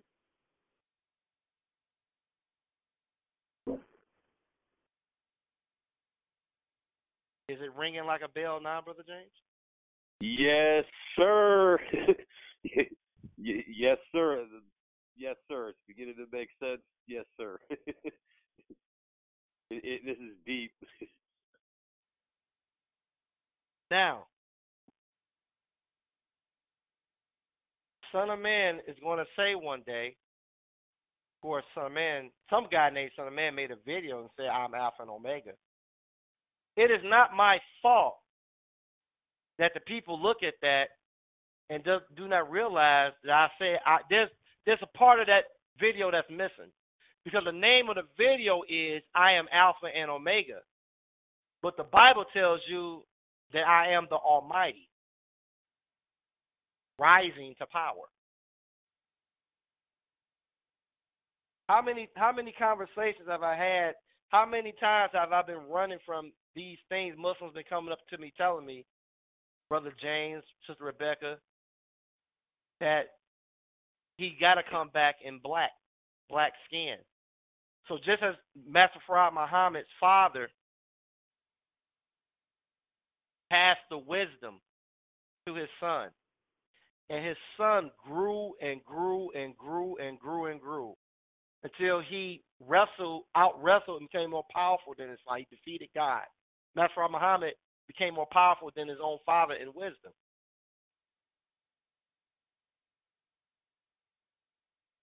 So what do you think Master Farad Muhammad, if he's only going to live for the next 400 years, what do you think his purpose is with the Son of Man? To raise him, see his son grow. See him grow, raise him to himself. There's no father, there's no true father that does not want to see his son become as great or greater than him.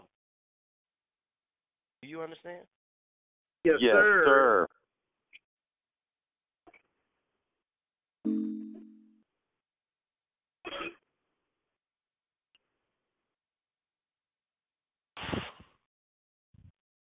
I lost my train of thought.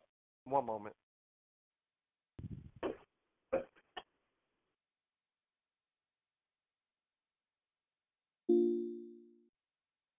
Now, hold on. I keep losing that. Hold on. Like I said, I gotta present. I gotta collect my thoughts again. This was not a prepared lecture. I'm going completely from the spirit right now. Everything I just said is not written. No notes, no footnotes, no outline. This is completely coming. This is what we call freestyling, huh, Brother James? Yes, sir, Father. Yeah, this is freestyle. I'm freestyling. And since the bell was going off, it kind of broke my rhythm a little bit, so I have to collect myself. One moment.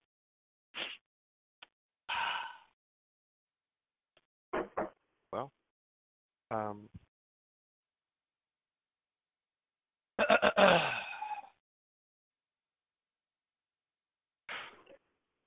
May I make a comment, Father, teacher, if I may, Master? You can just call me Brother Kevin, Minister Yakub. You don't have to call me that. Go ahead. Yes, sir. Well, basically what I wanted to say is, if we know that he's Alpha and Omega, which means the beginning and the ending, and you got this atheist professor in Tucson, Arizona, a devil saying that we don't got any time on this earth past 2030 to 2032, then right now should be the end. He's supposed to be Alpha and Omega, and he's supposed to be Yakub, and we were taught not to look for something invisible, to be looking for a man. Then all of the mathematics add up to where we're at now. And so if he's Alpha and Omega, then he should be with us right now. And we know what his name is, which is written that nobody knows. This is the end. Even the devil atheist Guy McPherson is saying that this is the end.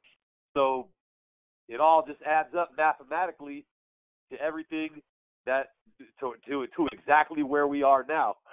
And like I was telling my friend in Oakland, we say he begets not, nor is he begotten. Basically, as I was explaining to my friend in Oakland, Supreme Wisdom Book says Allah is the original black man. Well, you can't really say there's a father or a son of a race of people. Like I was telling my friend in Oakland, how can you say that one man is the only begotten son of the black man, or that one man is the only begotten son, or the only begotten father, or the father of the black man? Like, the black man has always been the black man. In that sense of looking at it, there's no father or no son.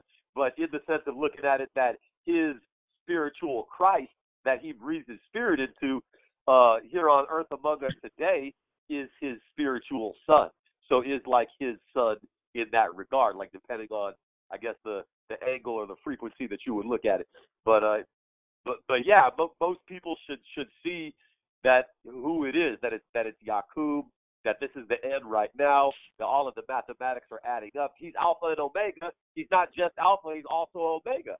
So that means if this is the end right now, as this atheist professor is telling us, that he should be here right now. So that's what I wanted to say. I'm about to close out. I had earlier this week, I put up a video, The Son of Man Yakub Roams America. And there was a song on there by the band Metallica. And on one of the verses of the song it says, but I'll take my time anywhere. I'm free to speak my mind anywhere. And I'll redefine anywhere. Anywhere I roam, where I lay my head is home. Carved upon my stone, my body lies, but still I roam. Do you understand? Yes, sir. Yes, sir. Yakub, the scientist of 6,000 years ago, lies in a grave. He lies with a tombstone, so to speak. His body lies, but still he roams. That wisdom still walks. And that wisdom walks into Master Farad Muhammad. And it walks into the Son of Man, who was dead, now he's alive. If you study the Egyptian mysteries concerning the Ka and the Ba and the Ren and the Ib, 5 aspects of the soul as given in the Egyptian mysteries. Let me back up a moment. Let me back up a moment. Let me lighten this up because it's been pretty heavy for a little while. Let me pick y'all up off the mat, cut the lights back on so we can relax and not be so heavy. Let's relax a little bit. When I was growing up, I used to play a lot of basketball. And I remember a few years ago, I went and got me a Michael Jordan jersey. And I had Michael Jordan shoes on. I'm only like 5'10". I mean, I can't do that stuff Michael Jordan can do. But I got on the Jordans, I got on the Michael Jordan shirt, and I'm out playing basketball, right? And you know what happened? Or do you want to know what happened? Yes, sir. Yes, sir. I go out on the basketball court. I watched so much of Michael Jordan that when I walked on the court, see, Michael Jordan kind of walked pigeon-toed. Now I'm not even pigeon-toed, but I was so much in the spirit of being Michael Jordan, I'm walking out there faking a pigeon-toe walk like Michael Jordan, like I'm pigeon-toed. You know, like I'm about to get out here and jump from the free throw line. Do you understand? Yes, sir. I was acting like Michael Jordan because I was somewhat looking like him. I had a Chicago Bulls jersey on, Michael Jordan shoes, had his face, and I was even walking pigeon-toed like Michael Jordan, like I'm about to do y'all. You understand? Yes, sir. Yes, sir. Well, I got a little bit of that Michael Jordan magic just by having his name on. A little bit. I kind of imitated him a little bit. And as they say, imitation is the sincerest form of worship. Do you understand? Yes, sir. Yes, sir. But what if I was 6'6" and had a 50-inch vertical, and I put that same Michael Jordan jersey on, and that same Michael Jordan gym shoes on, and I had that attitude, then I probably could express or mimic Jordan even better. Do you understand? Yes, Yes, sir. sir.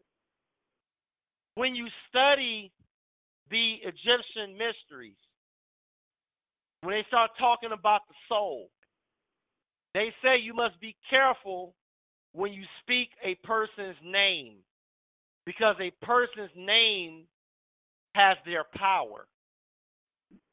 And as long as a person's name is spoken, they are alive, even though their body is dead. If you speak a dead man's name, his spirit is there, and you can assume its power.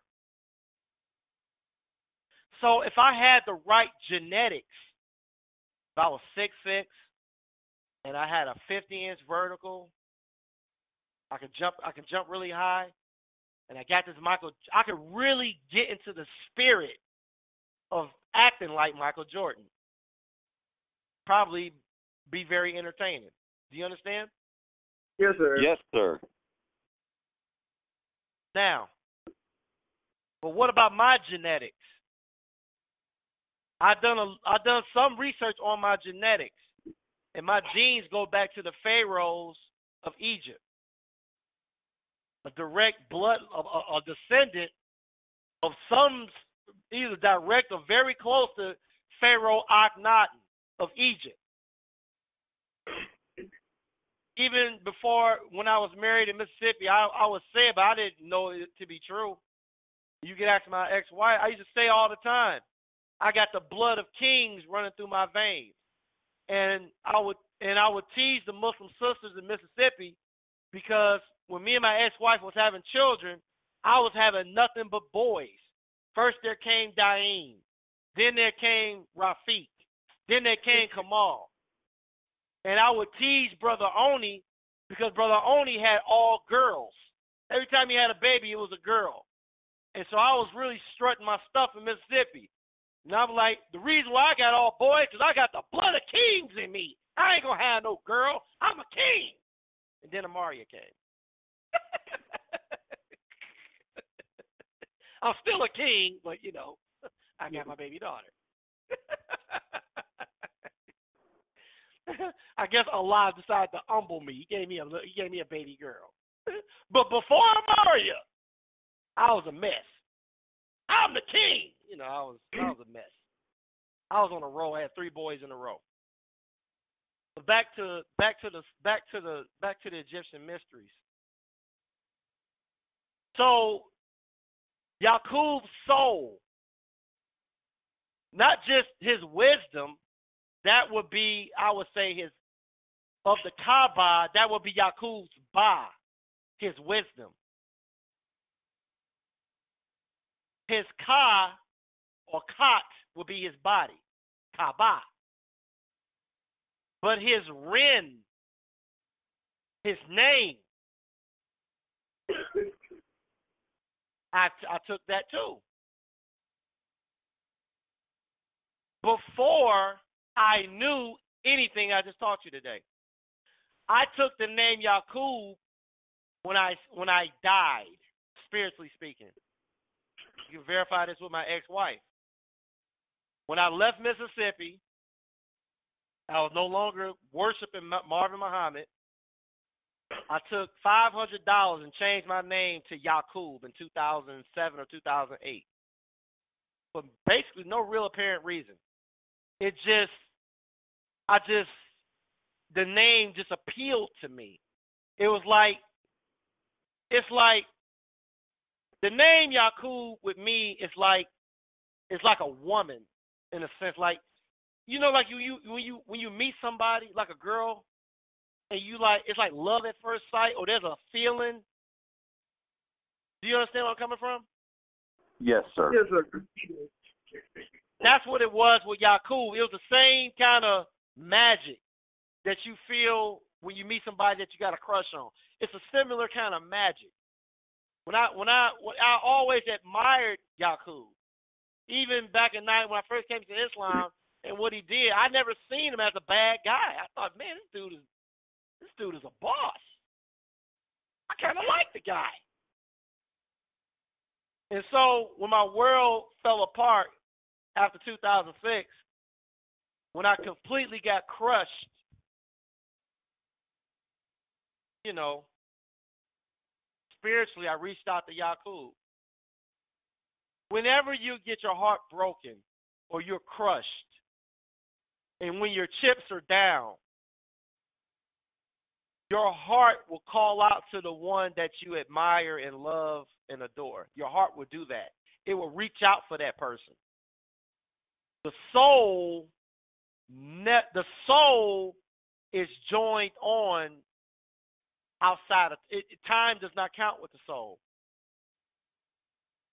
It does not matter that you have not. When it comes to let me break this down a little bit. Let me come back. I don't want to lose nobody. Let's say that a man or a woman meets her soul mate. Whenever you run into your soul mate, there is no time. You still remember that person. You carry them around in your heart. You remember everything about them because it's of the soul. And your soul, even if your ego makes a decision that you're not going to be with this person for whatever reason, that's the ego. I'm a Muslim. I can't be with you. Sorry. But the soul says different. The soul has already joined on with the soul of that other person. They are already one. You just don't know it. You just may find out 15 years later that that's your soulmate. You have no choice in the matter. Back in 1991, when I first read about Yaqub, it was like meeting my soulmate. It was just something about him. I was just drawn to that teaching about Yaqub. And when I got completely and utterly crushed, when I lost everything, my career, my sanity, I just reached out and grabbed Yaqub and took that as a name. And part of the reason I took Yaqub as a name, because whenever it forced everybody around me, when I said my name is Yaqub, it will remind me of the teachings of the most honorable Elijah Muhammad. So when I named myself Yaqub, it helped me to never forget the teaching. So I was joined with Yaqub in the ren of the soul. And then in 2009, I joined Yaqub in the Ba of the soul with my Ka body. And I am the Ka Ba. I am Yaqub. Do you understand? Yes, sir. I'm going to stop right there because I don't want to lose anybody.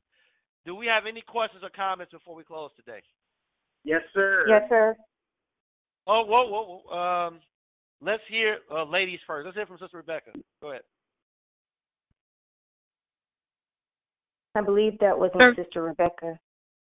Oh, who? We got. I'm sorry. I apologize. Sister Rebecca is just about the only sister that ever taught, and I made the same mistake just now I made Friday. I assumed that was Sister Rebecca. We have another sister online that would like to make a comment. That's not Sister Rebecca, and I apologize. You may go ahead and speak. Yes, Brother Kevin, this is a sister that's been with you for the last several years, since 2012, since she's been teaching. It's not necessary that I name my name, but I just want to take a few minutes just to share something with the group. First, directly to you, Brother Kevin, thank you. I've been reflecting on Friday's. Well, it's not Sunday school, but your meeting on Friday.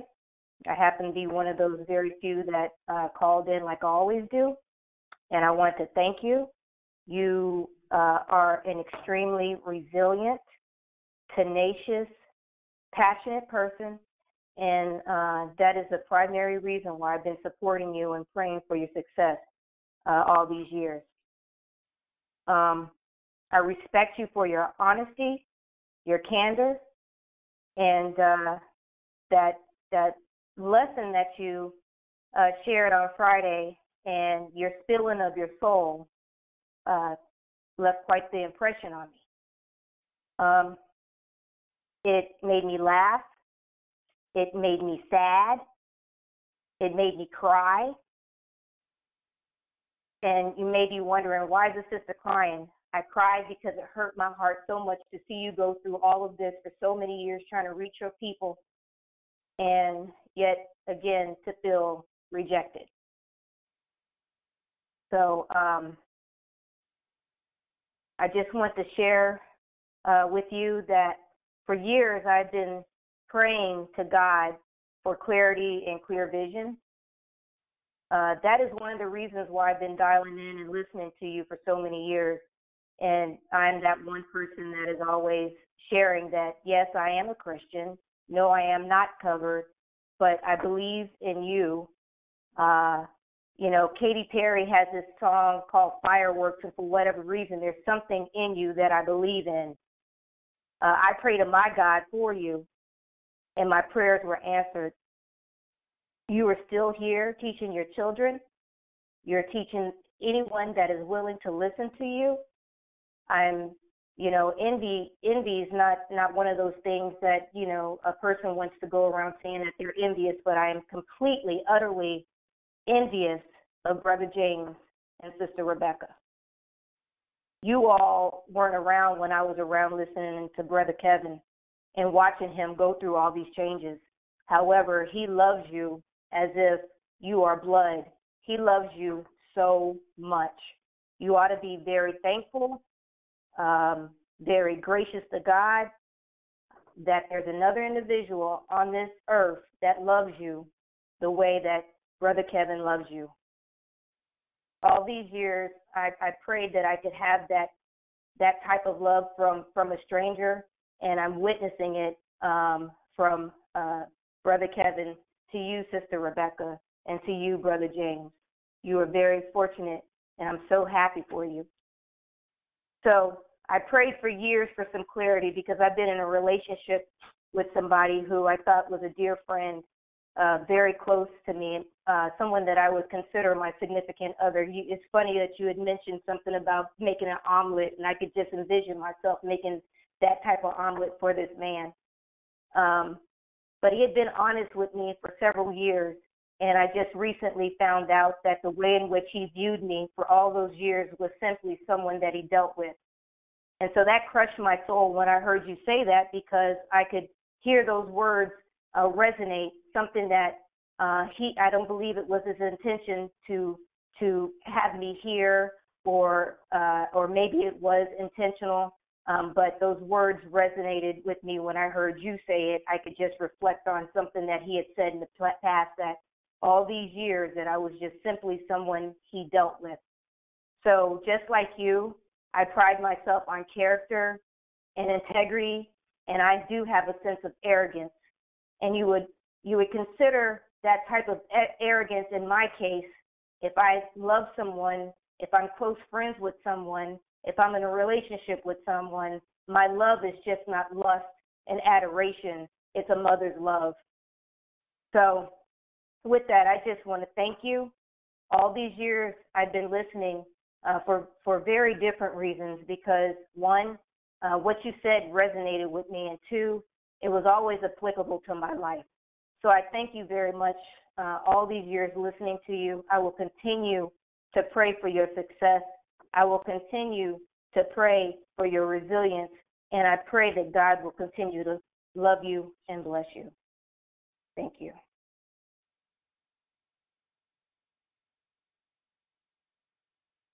Do you have any comment on? Do you have any comment on the Ka, the Ba, the Ren, and the soul that I taught on today? Sir, to be quite honest with you, I need to come back down to earth. Right now, I'm in the ether. Oftentimes, it takes time for me to reflect on the words that I recently heard. So if I have an opportunity to answer that at a later time, I'll take that opportunity. Okay. Now I heard like three voices. Who else had a comment or question? Rafiq did. All right, son, go ahead. You said that you can't respect yourself unless you respect your enemy, and I wanted to know, what specifically do you respect about Minister Farrakhan and Marvin Muhammad? Well, as far as Farrakhan, you know, if in terms of being the enemy, he's very he's smart. You know,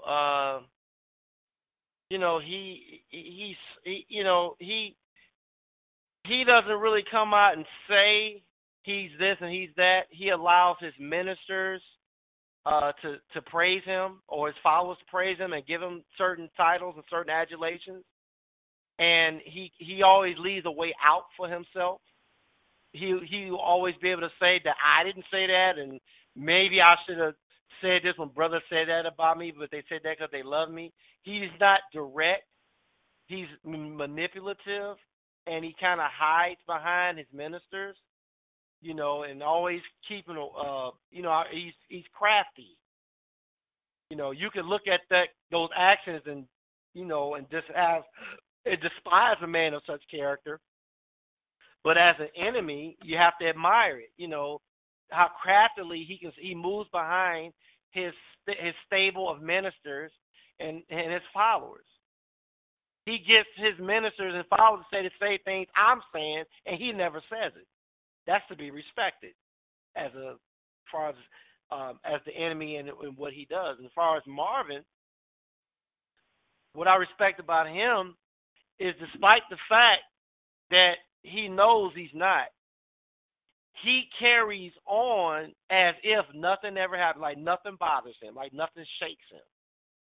And if you're not very keen or very wise to understand or know that something is bothering him, he is a master of disguise. You would, if you really didn't know, you wouldn't think nothing bothered him, and you would think he's the toughest thing around. And he has the persona to reflect that nothing bothers him. No matter what you say, he's the Son of Man, and nothing you say can shake me up, even though the truth is something different. Are there any more questions or comments? Yes, sir. I just wanted to say that I really appreciate the Christian Sisters commentary and reminding us how blessed, how fortunate we are to be right here with you, spiritually in presence in this room. And just one thing that she said about you, sir, that's absolutely true, Son of Man, is that, you know, she said you're willing to listen to, you're willing to teach anybody that's willing to listen to you.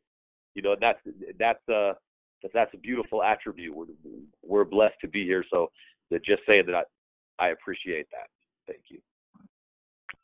And I also would like to thank the sister for her observation of your feelings for us and our gratefulness of your coming to us and guiding us through this life that we're living. I would like to thank her for that also. Okay, yes, ma'am. Is there anyone else that would like to make a comment or question before we dismiss? No, sir. All right. I must make another comment before we go. You know, yeah, what the sister said is true concerning my love for you all, you know, that are Muslim. But it's a strange thing about love. You know, a lot of times, you know, it's like the prodigal son. You know, the father loved his children that's at home with him. But when he seen the prodigal son afar off, the father dropped everything and ran to the prodigal son that was not a Muslim. Ran to the prodigal son that was a Christian. Ran out and hugged the prodigal son. And loved the prodigal son.